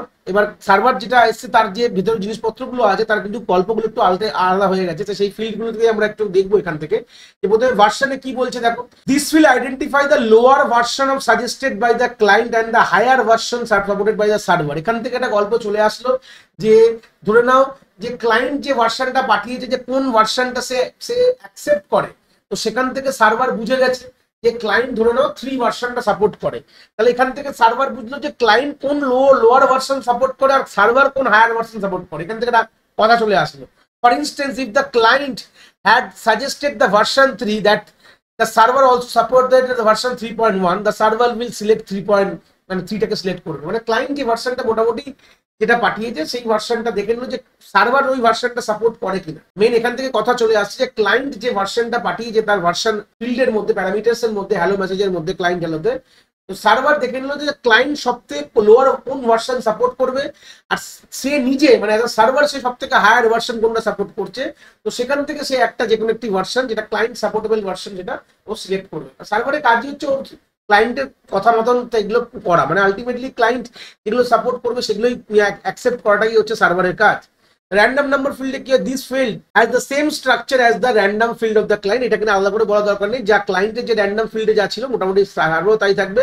However the random value generated by the server is completely independent of the client random value, মানে এবার দেখো এই র্যান্ডম ফিল্ডে কিন্তু সার্ভারও কিন্তু সেম একটা র্যান্ডম ভ্যালু জেনারেট করবে, খুব ভালো কথা। তো সেই সূত্রে দাঁড়িয়ে যে ক্লায়েন্টের যে র্যান্ডম নাম্বার জেনারেশনের যে র্যান্ডম ফিল্ডের মধ্যে কোনো ডিপেন্ডেন্সি নেই, মানে আমি এই অ্যালগরিদম দিয়ে জেনারেট করেছি, তোমাকে এই অ্যালগরিদম দিয়ে জেনারেট করতে এরকম কোনো ব্যাপার নেই, দুটো ভ্যালু কিন্তু ইন্ডিপেন্ডেন্টলি আলাদা আলাদা ব্যাপার। ক্লায়েন্ট যেভাবে জেনারেট করেছে, সার্ভার যেভাবে জেনারেট করেছে, কিন্তু তারা নিজেদের মধ্যে এক্সচেঞ্জ করে নিল, কোনো ডিপেন্ডেন্সি নেই যে এই অ্যালগরিদম দিয়ে করতে হবে এরকম কোনো ব্যাপার কিন্তু নেই। সে নিজের মতন কোনো অ্যালগরিদম দিয়ে করেছে, সে নিজের মতন কোনো অ্যালগরিদম দিয়ে করে তারা নিজেদের মধ্যে এটাকে এক্সচেঞ্জ করে নিল, হয়ে গেল। তারপরে সেশন আইডিটা কি বলছে, if the session ID value send by the client was non zero, প্রথমেই গল্প ক্লায়েন্ট দুটো জিনিস পাঠাতে পারে, হয় জিরো বা নন জিরো। যদি সেশন আইডি ক্লায়েন্টের যে সেশন আইডির মধ্যে যদি নন জিরো থাকে, তার মানে কি the server use the same value সেটা ইউজ করবে। আদারওয়াইজ যদি জিরো হয়, তার মানে কি server create a new session ID and put in the field. এটাই ইম্পর্টেন্ট, সেশনটা কে তৈরি করছে, সার্ভার তৈরি করে দিচ্ছে, এটা মাথায় রাখবে। তো নতুন সেশন আইডি তৈরি করে কিন্তু এই ফিল্ডের মধ্যে দিয়ে দিচ্ছে। যদি zero value non zero value হলে তাহলে ওখানে একই যে ভ্যালুটা ক্লায়েন্ট পাঠিয়েছে সেই ক্লায়েন্টটাই আমরা রাখছি। তো এখানে যদি জিরো পাঠায়, তার মানে নতুন একটা সেশন তৈরি করে সে তার আইডিটা তাকে প্রোভাইড করে দেওয়া হয়, এই সেশন আইডি যে প্যারামিটারের মধ্যে ক্লায়েন্টকে পাঠিয়ে দেওয়া হচ্ছে। সাইফার স্যুট মানে contain a single cipher suite which the server select from the list sent earlier by the client। তার ক্লায়েন্ট একটা লিস্ট পাঠিয়েছিল, তার হ্যালো মেসেজের মধ্যে লিস্ট ছিল, যে লিস্ট বলতে গেলে কতগুলো অ্যালগরিদম তো সাপোর্ট করে সেগুলো তার মধ্যে ছিল। তো সেখান থেকে সার্ভার যে কোনো একটা সিলেক্ট, একটাই সাইফার স্যুট মানে হচ্ছে এনক্রিপশন অ্যালগরিদম, তো সেই একটাই এনক্রিপশন অ্যালগরিদম সিলেক্ট করে সেটা কিন্তু ক্লায়েন্টকে পাঠিয়ে দিয়ে বলে দিল যে আমি কিন্তু এই অ্যালগরিদম দিয়ে এনক্রিপ্ট করে পাঠাবো, তো তুমি যখন ডিক্রিপ্ট করবে তুমি এই অ্যালগরিদম দিয়ে ডিক্রিপ্টটা করো। এটাই কিন্তু যেটার মধ্যে ভালো রকম একটা কথাবার্তা প্রথমেই হয়ে যাচ্ছে, একটা বোঝাপড়া হয়ে যাচ্ছে ক্লায়েন্ট সার্ভারের মধ্যে, যে এর পরবর্তীকালে আমরা কি কি জিনিস করব, কি কি মেথডস দিয়ে কি কি করবো, প্রথমেই কিন্তু এই কথাগুলো হয়ে যাচ্ছে। ঠিক আছে, কম্প্রেশন মেথড কি করছে, container compression algorithm which the server select from the list sent earlier by the client। এর মধ্যে একটা কম্প্রেশন অ্যালগরিদমের নাম থাকে, যেটা অলরেডি আমাদের যে ক্লায়েন্ট যে লিস্টটা পাঠিয়েছিল সার্ভারকে, ক্লায়েন্ট হ্যালো মেসেজের মধ্যে, তো সেখান থেকে সে দেখে নিল ও তার মধ্যে এই জিনিস আছে, তার মানে একটা আইডিয়া পেয়ে গেল যে ক্লায়েন্টের কাছে এই অ্যালগরিদম সাপোর্টেবল আছে। তো সার্ভার সেখান থেকে একটি অ্যালগরিদম সিলেক্ট করে বলে দিল যে আমি যখন এবার ইন ফিউচার যে এই জিনিসগুলো পাঠাবো তখন তোমায় কিন্তু এইভাবেই পাঠাবো, মানে আমাদের এই অ্যালগরিদম দিয়ে কম্প্রেস করে পাঠাবো, তাহলে তুমি তোমার এন্ডে এই অ্যালগরিদম দিয়ে ওটাকে ডিকম্প্রেস বা আনজিপ করতে পারো। গল্পটা দেখো এখান থেকে, এই যে প্যারামিটার্স গুলো এইগুলো ওয়ান কাইন্ড অফ একটা সেশন প্রথমে তৈরি হয়। তো ওই সেশনের মধ্যে যখনই কনভার্সন, যেরকম সিম্পল কথা বলছি যে অনেক সময় দেখেছো যে আমাদের ব্যাংকিং ওয়েবসাইটটা যখন খুলে একটা সার্টেন টাইমেশন পর আমি যদি ছেড়ে দিই, ওটা কিন্তু লগ আউট হয়ে যায় অটোমেটিক। তার মানে যখনই ব্যাংকিং যখন ওয়েবসাইটটাকে প্রথমবার এসেছিল বা আমি যখন লগ ইন করেছিলাম অথেন্টিকেট করে, যখন আমি লগ ইন করে যখন পেজটা আসলো, তো সেই মোমেন্ট অফ টাইমে দেখবে ওখানে ওই মোমেন্ট অফ টাইমে ক্লায়েন্ট সার্ভারের মধ্যে একটা সেশন তৈরি হলো। তো এই সেশনের মধ্যে এই সব কথাবার্তাগুলো হয়ে গেল, মানে এই সেশনের মধ্যে যত রকম কনভার্সেশন চলবে, যতগুলো কানেকশন এস্টাবলিশ, অনেকগুলো কানেকশন হতে পারে একটা সেশনের মধ্যে, অনেক কানেকশন এস্টাবলিশ বা কানেকশন ব্রেকডাউন হতে পারে, কিন্তু ওটা কিন্তু ইমপ্লিসিট গল্প। আমরা অনেক সময় আপডেট কানেকশন এস্টাবলিশ করা মানে যে আপডেট করা, যে এই যে আমরা এই ফিল্ড দিয়ে কাজ করছি, এই আমাদের এই কম্প্রেশন মেথড ইউজ করছি, এগুলো হচ্ছে প্যারামিটার, সেগুলো চাইলে আমরা আপডেট করতে পারি। একটা কানেকশন ব্রেক করে একটা কানেকশনে অনেক সময় ব্রেক হয়ে যায় এমনি, অনেক সময় ব্রেক করে আমরা আবার নতুন কানেকশন বিল্ড করি, কিন্তু সেশনটা কিন্তু একটাই থাকে। সেশন একটা টাইমিং, যতক্ষণ তো তুমি তার সঙ্গে অ্যাক্টিভ রয়েছে সার্ভারের সাথে ততক্ষণ তোমার সেশন চলছে। যেই তুমি অনেকক্ষণ ডিঅ্যাক্টিভেট হয়ে গেছো, মানে সার্ভারের সাথে আর কোনো কাজ করছো না, সেশন অটোমেটিক্যালি সেশনটাকে ওরা ব্রেক করে দেয়। এই ব্রেক করা মানে তোমার সঙ্গে আর কোনো ব্যাপার নেই, আবার সেশন শুরু করার সময় আবার ফার্স্ট থেকে সবকিছু করতে হবে। এটাই হচ্ছে বেসিক গল্প। একবার সেশন সেট হয়ে যাওয়া মানে হচ্ছে এই যে কথাগুলো আমাদের দুজন মিলে আমরা একই মত হলাম যে এই জিনিস হবে, তো এই একই মতে কিন্তু ডেটা কিন্তু নিজেদের মধ্যে কিন্তু এইভাবে ট্রান্সফার হবে। এই হচ্ছে বেসিক আইডিয়াটা। সেকেন্ড ফেজ কি হচ্ছে, সাইবার অথেন্টিকেশন এবং কি এক্সচেঞ্জ। এখান থেকে ইম্পর্টেন্ট আবার মেন গল্প কিছু চলে আসছে। The server initiate the second phase. এখানে দেখতে পাচ্ছ যেখানে সবকিছু সার্ভারের এন্ড থেকে হচ্ছে, কোনো কিছু ক্লায়েন্ট কিন্তু কিছু পাঠাবে না। এই সেকেন্ড ফেজের সব কথাবার্তা কিন্তু সার্ভারের এন্ড থেকে হবে। Second phase of SLS handshake and is the sole sender of all the message in this phase. মানে সার্ভারে কিন্তু সেকেন্ড ফেজ কে হোল্ড করছে, এই হচ্ছে এটা সোলো সেন্ডার, এই সব মেসেজ কিন্তু ক্লায়েন্টকে পাঠাবে। Client is a solo recipient of all this message. মানে এই ফেজে দাঁড়িয়ে ক্লায়েন্ট কিন্তু সব মেসেজ কিন্তু অ্যাকসেপ্ট করবে, সে কিন্তু কিছু পাঠাবে না এই জায়গায়। দিস ফেজ কন্টেন্ট 4 স্টেপস, 4টে স্টেপস আছে যেটা তলায় এখানে আমরা এক একটা করে দেখবো। একটা বলা হয় সার্টিফিকেট, এখানে কমা হবে। সেকেন্ড হচ্ছে সার্ভার কি এক্সচেঞ্জ, সার্ভার রিকোয়েস্ট এবং সার্ভার হ্যালো ডান। এই 4টে মেসেজ কিন্তু আমাদের একের পর এক কিন্তু পাঠাবে। প্রথমে সার্টিফিকেট চাইবে, তারপরে সার্ভার কি এক্সচেঞ্জ করবে, সার্টিফিকেট রিকোয়েস্ট করবে এবং সার্ভার হ্যালো ডান। এই 4টে মেসেজ কিন্তু সার্ভারের থেকে ক্লায়েন্টকে পাঠায়। এটাকে actually one kind of authenticate করছে ও হচ্ছে জেনুইন সার্ভার কিনা। আমরা যদি একটা আইপি স্পুপিং বলে একটা গল্প হয়, মানে আমরা কোনো সার্ভারের কোনো আইপি অন্য কোনো জালি সার্ভারের আইপির সাথে যদি ম্যাপ করিয়ে দিই, তাহলে আমাদের রিকোয়েস্টটা কিন্তু যেই জালি সার্ভারের কাছে চলে যাবে। তো ও কিন্তু অথেন্টিকেট সার্ভার কিনা কিন্তু এই পোর্শনে, এটা একটা গ্লোবাল কথা বলে দিই। সার্ভার অথেন্টিকেশন কথাটার মানে হচ্ছে সার্ভার কিন্তু ক্লায়েন্টকে নিজের প্রমাণ দিচ্ছে যে সে কিন্তু রিয়েল ব্যাপার। সেটা তুমি চেনো না, একটা ক্লায়েন্ট মেশিন কখনই একটা সার্ভারকে চেনে না, সে তো রিকোয়েস্ট পাঠাচ্ছে অন দ্য ইন্টারনেট। তো সে কিন্তু একটা অথেন্টিকেট সার্ভারকে পাঠাচ্ছে কিনা, সেখানে এই ফেজে কিন্তু এটাকে পুরো চেক করে না হওয়া কিচ্ছু না। তো স্টেপ 1 কি বলছে, server send is digital signature certificate and the entire chain lead up to the root to the client. মানে সিম্পল কথা আমি যদি বলতে চাই যে এখানে আমাদের সার্ভার ফার্স্ট সার্টিফিকেট কথা মানে হচ্ছে সার্ভার প্রথমে তার নিজের ডিজিটাল সার্টিফিকেট মানে অথেন্টিকেশন সিগনেচার কিন্তু পাঠিয়ে দিচ্ছে। তো এই ফেজে ডিজিটাল সার্টিফিকেট কি করে পাঠায়, তার একটা আলাদা থার্ড পার্টি অথরিটি আছে, তারা এগুলো ডিজিটাল সার্টিফিকেট তারা জেনারেট করে দেয়। তো সেটাকেই সেই সার্ভার কিন্তু পাঠিয়ে দেয়। This will help the client to authenticate the server using the server public key from the server certificate. যে সার্টিফিকেটটা পাঠানো হলো, সার্ভার পাঠালো, তার মধ্যে সার্ভারের পাবলিক কি থাকে, এটা হচ্ছে X.509 বলে একটা কনসেপ্ট হয়।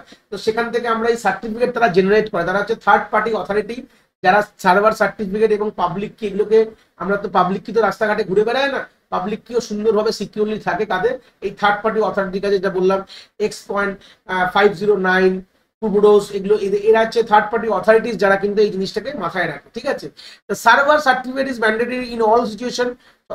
আলটিমেটলি সার্ভারের যে সার্টিফিকেটটা ম্যান্ডেটরি প্রত্যেকটা জায়গায়, except if the key is been agreed upon the Diffie হেলম্যানে যদি অ্যাগ্রি করা হয়, এছাড়া মোটামুটি তার সার্টিফিকেটটা মোটামুটি সব জায়গায় কিন্তু খুবই ইম্পর্টেন্ট। নেক্সট হচ্ছে সার্ভার কি এক্সচেঞ্জে কি হচ্ছে, এটা অপশনাল ব্যাপার। সেখানে হচ্ছে if it is used only if the server does not send the digital certificate to the client in step 1. যদি সার্ভার সার্টিফিকেট ডিজিটাল সার্টিফিকেট যদি না পাঠায় স্টেপ 1 এ, তাহলে কিন্তু এই স্টেপটা কোনো অপশনাল ফেজ, যদি স্টেপটা না পাঠায় তাহলেই লাগবে এই ফেজটা, এই স্টেপটা কখন, এই প্যারামিটারসটা কখন কাজে লাগবে, সেখানে যদি তার ফার্স্ট ফেজে মানে ফার্স্ট স্টেপে যদি তার সার্টিফিকেট না পাঠানো হয়, তাহলে কিন্তু এই সেকেন্ড স্টেপটা কিন্তু কাজে লাগে। এটাই নর্মাল কথা। In this step the server sends the public key to the client as the certificate is not available. এই স্টেপে তাহলে সার্ভার তার পাবলিক কিটা ক্লায়েন্টকে পাঠিয়ে দেবে, যদি সার্টিফিকেটের মধ্যেই কিন্তু পাবলিক কি থাকে।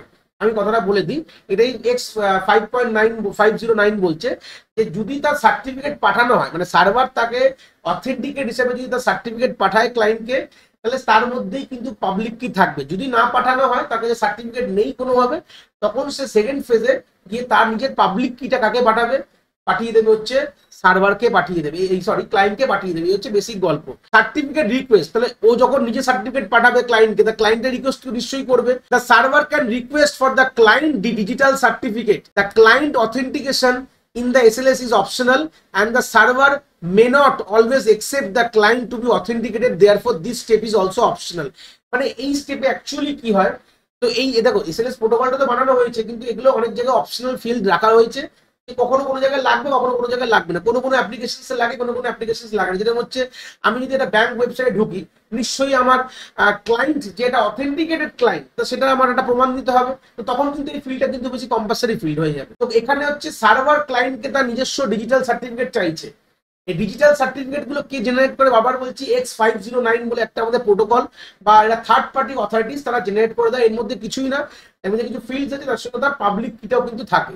তো এটাও কিন্তু অপশনাল ফিল্ড, যেখানে অনেক সময় সার্ভারকে ক্লায়েন্টকে অথেন্টিকেট করতেই হয় না। তো আমি অ্যাজ আ ক্লায়েন্ট সার্ভারকে অথেন্টিকেট করতে চাই, কেন ঠিক সার্ভার থেকে ডেটা আসছে কিনা। কিন্তু সার্ভার তো ক্লায়েন্টকে জিনিস পাঠাবে, তো সেখানে অনেক জায়গায় আমাদের দরকার পড়ে না, অনেক জায়গায় আমাদের দরকার পড়ে। তো এটা ডিপেন্ড করে, যেটা অপশনাল ফিল্ড হিসেবে রাখ। 4 নম্বর হচ্ছে server hello done. This message indicate two the client that it's portion of the hello message has been completed, মানে তার সব যাবতীয় ডিটেলস হয়ে গেছে বা ক্লায়েন্টের ব্যাপার। This indicate two the client that the client can now optionally verify the certificate sent by the server and ensure that all the parameters sent by the server are acceptable. This message does not have any parameters. Sending this message, the server wait for the client response. এই মেসেজটা পাঠানো মানে এটা indicate করছে ক্লায়েন্টকে যে ক্লায়েন্টের কিন্তু সব কাজ সার্ভারের সব কিছু পাঠানো কমপ্লিট হয়ে গেছে। সে যেগুলো পাঠিয়েছে সেটা সে ডিজিটালি ভেরিফাই করে নিক যে সব ঠিকঠাক সে লাগছে কিনা, এবং ভেরিফাই করার পর সে তার নিজস্ব পরবর্তীকালে যে কনভারসেশনটার সাথে শুরু করে। ঠিক আছে, এই গল্পগুলো কিন্তু সার্ভার হ্যালো ডান থেকে হয়ে গেল। এখানে এটা এর মধ্যে কোনো প্যারামিটার্স নেই, যেরকম বাদবাকির মধ্যে কোনো প্যারামিটার্স ছিল, এটা হচ্ছে নো প্যারামিটার মেসেজ।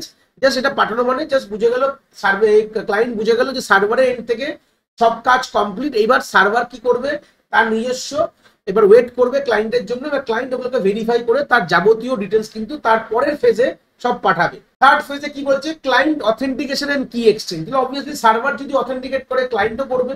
এখানে আমাদের তিনটে গল্প আসে, তিনটে ফেজে ভাগ করা হয়েছে। একটা হচ্ছে সার্টিফিকেট, দ্বিতীয় হচ্ছে ক্লায়েন্ট কি এক্সচেঞ্জ, 3 নম্বর হচ্ছে সার্টিফিকেট ভেরিফাই। এই হচ্ছে ব্যাপার, কিছুই না। The client initiate the third phase of the SLS handshake protocol বলতে পারো। আর এখানে হচ্ছে ক্লায়েন্ট হচ্ছে solo sender of this message, মানে শুধু ক্লায়েন্টই পাঠাবে, এখানে সার্ভার কিছুই পাঠাবে না। সার্ভার শুধু কি করবে, সোলো রিসিপ্টেন্ট সব মেসেজগুলো রিসিভ করবে। ঠিক আছে, তাহলে এই স্টেপে তিনটে জিনিস আছে, একটা সার্টিফিকেট, ক্লায়েন্ট এক্সচেঞ্জ, আর হচ্ছে সার্টিফিকেট ভেরিফাই। তিনটেই আমরা এক এক করে দেখবো। স্টেপ 1 সার্টিফিকেট, এটা যে optional field in this steps. This step is performed only if the server has requested for the client digital certificate. যদি এই স্টেপে সার্ভার যদি তাকে ডিজিটাল সার্টিফিকেট চায় ক্লায়েন্টের, তাহলেই সে সার্টিফিকেট পাঠাবে, নালে সে নাও পাঠাতে পারে। এটা অপশনাল ফেজ হয়ে গেল। If the server has requested for the client certificate and client does not have one, the client send no certificate message instead of a certificate message. যদি সার্ভার কোনো সার্টিফিকেট চায় আর ক্লায়েন্ট না দিতে পারে, তখন client কিন্তু নো সার্টিফিকেট মেসেজ কিন্তু instead certificate পাঠানোর জায়গায় সে কিন্তু নো সার্টিফিকেট মেসেজ কিন্তু পাঠিয়ে দেবে। এইবার এটা সার্ভারের ব্যাপার, it is then up to server to decide if want to still continue or not. এবার সার্ভার এটা ডিসাইড করবে যে আদৌ সে ক্লায়েন্টের সাথে কমিউনিকেট আর করবে কিনা। এটা কি অনেক জায়গায় ক্লায়েন্টের সার্টিফিকেটটা অপশনাল থাকে, অনেক জায়গায় আমাদের ম্যান্ডেটরি থাকে। যেরকম বললাম ব্যাংকিং ওয়েবসাইট গুলোতে আমি যদি এখন ইউনো বা নেট ব্যাংকিং যে কোনো জায়গায় ঢুকি, সেখানে সার্টিফিকেট অবভিয়াসলি ভেরি মাচ মানে ইম্পর্টেন্ট। ক্লায়েন্টের দিক থেকেও ক্লায়েন্টকে অথেন্টিকেট করা দরকার যে ক্লায়েন্ট ইজ অরিজিনাল বা অথেন্টিকেটেড ক্লায়েন্ট কিনা। তো সেই সূত্রে তাকে সার্টিফিকেট চাইতেই পারে সার্ভার। আর যদি না দিতে পারে ক্লায়েন্ট, তাহলে তখন কিন্তু তার সাথে কিন্তু কানেকশন টাইম আউট হয়ে যায়, মানে আমাদের টার্মিনেট করে দেয় সার্ভার। এটাই ব্যাপার, অনেক জায়গায় করে না। ইউটিউবের তো অবভিয়াসলি তো ক্লায়েন্টকে সার্টিফিকেট করা দরকার নেই, ক্লায়েন্টের সার্টিফিকেট দরকার নেই। ইউটিউবে যখন আমি যখন সার্ভার থেকে ইউটিউবের হোম পেজ চাইছি, এমন কিছু তো ইউটিউব সিকিউর না যেখানে আমাকে না পাঠাতে পারো, তাহলে এই জায়গায় একটা অপশনাল ফিল্ড হয়ে গেল। এক্সাম্পল দিয়েও বললাম কোন কোন জায়গায় সার্টিফিকেট দরকার, কোন কোন জায়গায় দরকার না। যদি হাই সিকিউরিটি সিস্টেম কেউ ডেভেলপ করে, তখন তার দরকার নেই, এজলেসটা সে দিয়ে বানাচ্ছে না, যে সিস্টেম রেডি করছে সেই হচ্ছে কিন্তু সিকিউর সকেট লেয়ার কিন্তু ডিজাইন করছে। তো কোন জিনিসটা দরকার কোন জিনিসটা দরকার না, সেটা কিন্তু যে বানাচ্ছে তার উপর ডিপেন্ড করছে, সে কিরকম ধরনের অ্যাপ্লিকেশন বানাচ্ছে। বুঝতে পেরেছো? এই হচ্ছে বেসিক আইডিয়া। ক্লায়েন্ট কি এক্সচেঞ্জ কি বলছে, it's allow the client to send information to the server.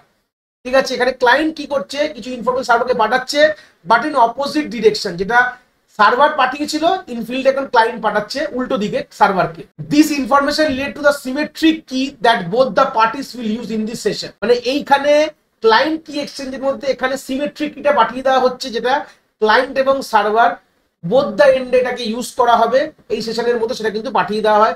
Here the client কি 48 বিটস প্রি মাস্টার সিক্রেট কি ইউজ করা হয় and encrypt it with the server public key and send this encrypted pre masters কি to the server. এখানে খুব important কথা হয়ে যায় যে এখানে ক্লায়েন্ট একটা প্রি মাস্টার সিক্রেট কি বলে একটা কোন একটি কি জেনারেট করে এবং এই কিটাকে সার্ভারের পাবলিক কি দিয়ে এনক্রিপশন করে সার্ভারকে পাঠিয়ে দেয়। এটাই তো ডেফি এলিমেন্ট কি এক্সচেঞ্জ বলে। যে কোনো আমাদের যেসব আমাদের সিমেট্রিক কিকে আমাদের অ্যাসিমেট্রিক অ্যালগরিদম দিয়ে এনক্রিপ্ট করে অন্দাজতে পাঠালে তাহলে কি সার্ভার তার নিজস্ব প্রাইভেট কি দিয়ে এটাকে ডিক্রিপ্ট করতে পারে। মানে প্রত্যেকটা ডিভাইস কিন্তু এখন অ্যাসিমেট্রি এবং সিমেট্রিক দুটোই ক্রিপ্টোগ্রাফিক্যাল অ্যালগরিদম কিন্তু সাপোর্ট করে। এটাই বেসিক গল্প। তাহলে বুঝতে পারলে তাহলে ক্লায়েন্ট কি এক্সচেঞ্জে কি হলো যে একটা ক্লায়েন্ট কি করলো একটা 48 বাইটসের বিট বলেছিলাম আমি 48 বাইটের প্রি মাস্টার সিক্রেট কি বলতে পারো একটা জেনারেট করলো করে সেটাকে এনক্রিপ্ট করলো কি দিয়ে সার্ভারের পাবলিক কি দিয়ে এবং সার্ভারকে সেটা পাঠিয়ে দেওয়া হলো। এই হচ্ছে বেসিক গল্প যে এই 48 বিট প্রি মাস্টার্স কি দিয়ে কিন্তু কি ক্যালকুলেট করা হবে সেটা পরবর্তীকালে দেখবো স্টেপ বাই স্টেপ, চিন্তার বিষয় নেই কি করে হয়। এবার থার্ড স্টেপ হচ্ছে client certificate verify. It is necessary only if the server has demanded client authentication. এই ফেজটা কখন দরকার পড়ে যদি সার্ভার যদি কোনোভাবে ক্লায়েন্টের অথেন্টিকেশনটা ডিমান্ড করা হয়, সেটাই নর্মালি আমাদের এই ফেজে কিন্তু দরকার পড়ে। যেখানে একটা টার্মস এন্ড নোটস লেখা রয়েছে, as we know if this is the case the client has already sent the certificate to the server. যদি client already the certificate পাঠিয়ে দেওয়া হয়, however additionally client also need to prove the server that it is the correct and authorized holder of the private key corresponding to the certificate. For this purpose, these optional steps, the client combine the pre-master secret with the random number exchanged by the client and the server early in the phase 1.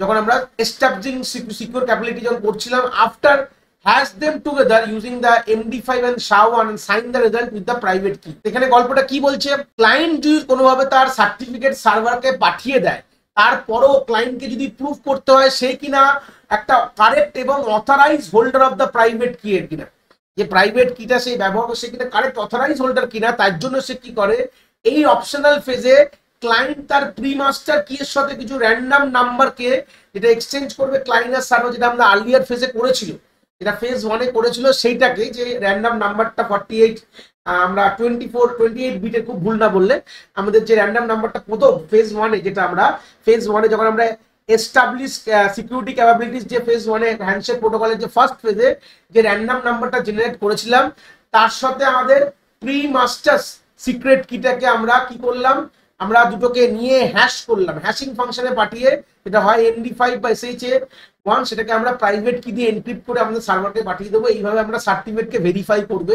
এটা optional phase থাকে, but এই ফেজে এই জিনিসটা করা হয়। যদি বারবার সার্ভার জিজ্ঞেস করে যে ও অথেন্টিকেট হোল্ডার কিনা প্রাইভেট কি, তখন তো স্যার প্রি মাস্টার্স কি যেটা আছে, প্রি মাস্টার সিক্রেট কি আর র্যান্ডম নাম্বারকে, তার নিজস্ব র্যান্ডম নাম্বার যেটা অলরেডি পাঠিয়েছিল, দুটোকে আমরা হ্যাশ ফাংশনে পাঠালাম, এটা হয় MD5 বা SHA-1, সেখান থেকে যে রেজাল্টটা পেলাম সেটাকে আমরা প্রাইভেট কি দিয়ে এনক্রিপ্ট করে পাঠিয়ে দিলাম। আর কিছুই না, ডিজিটাল সাইন বলতে গেলে প্রাইভেট কি দিয়ে এনক্রিপ্ট করে আমরা ওকে পাঠিয়ে দিলাম, সার্ভারকে পাঠিয়ে দিলাম। তো এইভাবে আমাদের স্টেপ 3 কমপ্লিট। লাস্ট স্টেপে চলে এসে এটা স্টেপ 4 ফিনিশ স্টেপ। এখানে ফিনিশ স্টেপে দেখো চেঞ্জ সাইফার ফিক্স যে প্রোটোকলটা, এটা আমাদের স্টেপ 4-এই মোটামুটি অনেকটা জিনিস আমরা দেখে নিই বলে এটা আলাদা করে আর এখানে রাখিনি। বলেছিলাম আমি যে আরেকটা প্রোটোকল হয়, 3টে না 4টে প্রোটোকল, কিন্তু এই বইটায় 3টে প্রোটোকল বলা আছে। কেন এটা এই চেঞ্জ সাইফার ফিক্সটা আমাদের লাস্ট ফেজের মধ্যে ইমপ্লিমেন্ট করে দেওয়া হয়, মানে করেছে, তো এটা আলাদা করে করার দরকার নেই, খুব একটা ইম্পর্টেন্ট না।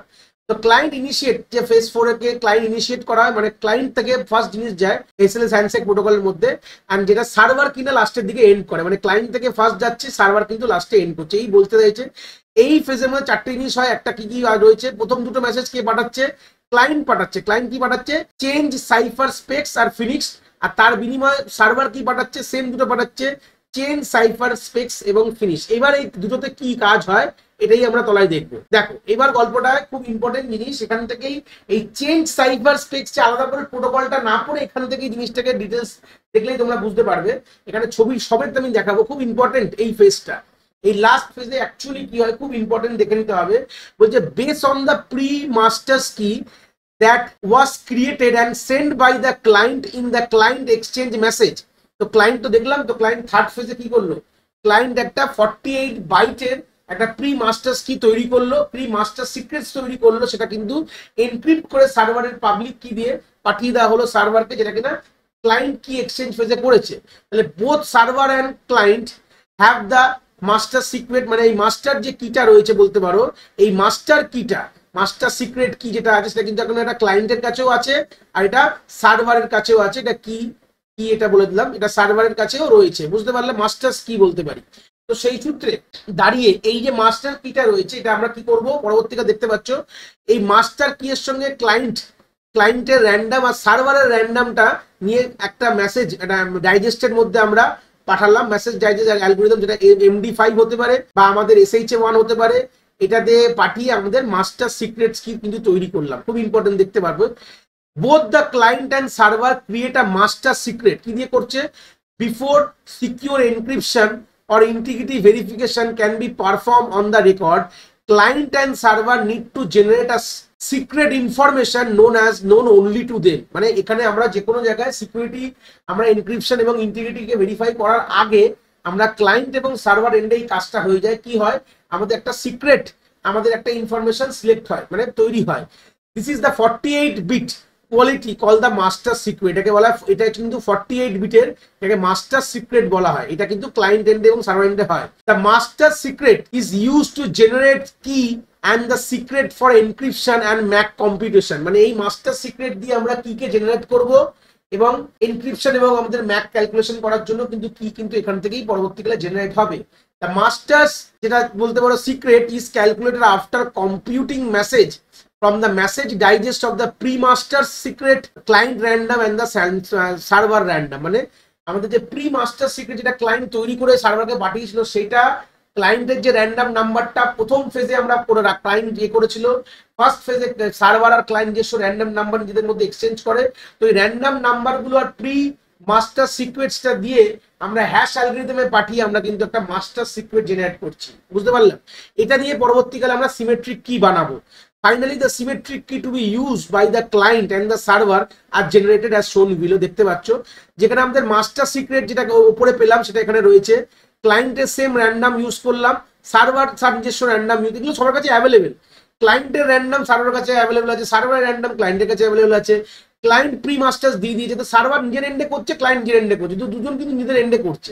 তো আবার এই তিনটেকে আবার আমরা সেই মেসেজ ডাইজেস্ট অ্যালগরিদমে পাঠালাম, পাঠিয়ে আমরা কিন্তু সিমেট্রিক কি জেনারেট করলাম। খুব ইম্পর্টেন্ট, এখান থেকে জেনে গেলাম যে ক্লায়েন্ট তার এন্ডে সিমেট্রিক কি জেনারেট করলো, সার্ভার তার এন্ডে পুরো সোলোলি ভাবে তার সিমেট্রিক কি জেনারেট করলো। দুটোই কিন্তু কাজটা কিন্তু প্যারালালি ক্লায়েন্ট এবং সার্ভারে হয়ে গেল।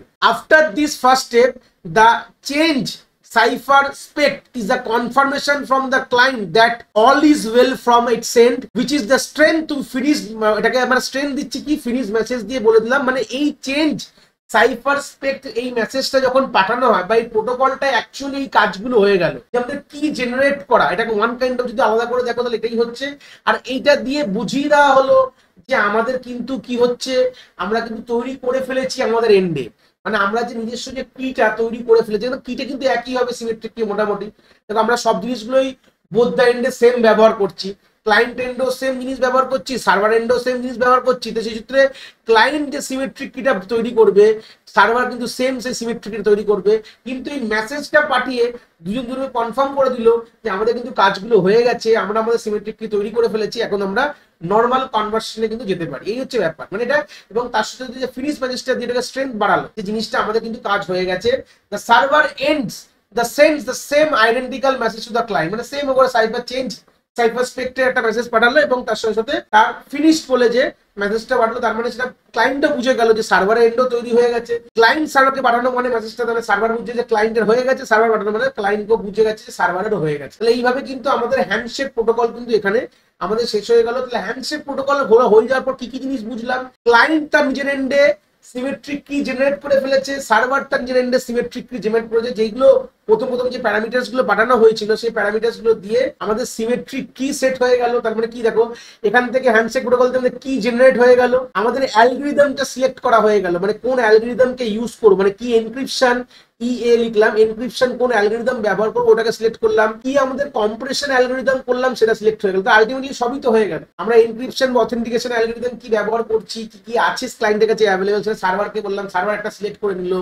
অথেন্টিকেশন অ্যালগরিদম কি, এরকম সেম জিনিস কোনটা দরকার সেটাও আমাদের সিলেক্ট। অথেন্টিকেশন অ্যালগরিদম আলাদা করে বলা হয় না, এনক্রিপশন অ্যালগরিদমটাকেই বলা হয়। অথেন্টিকেশন অ্যালগরিদম মোটামুটি বোথ দ্য এন্ডে সেমই চলে। আর সেই সূত্রে আমাদের যে কম্প্রেশন অ্যালগরিদম কি ইউজ করা হবে সেটাও কিন্তু ওখান থেকে জেনে যাওয়া হলো। এগুলো আলটিমেটলি জেনে যাওয়া হলো। এবং এই হ্যান্ডশেক প্রোটোকল সবথেকে ইম্পর্টেন্ট কি জিনিস, ভেরিফিকেশন হয়ে গেল।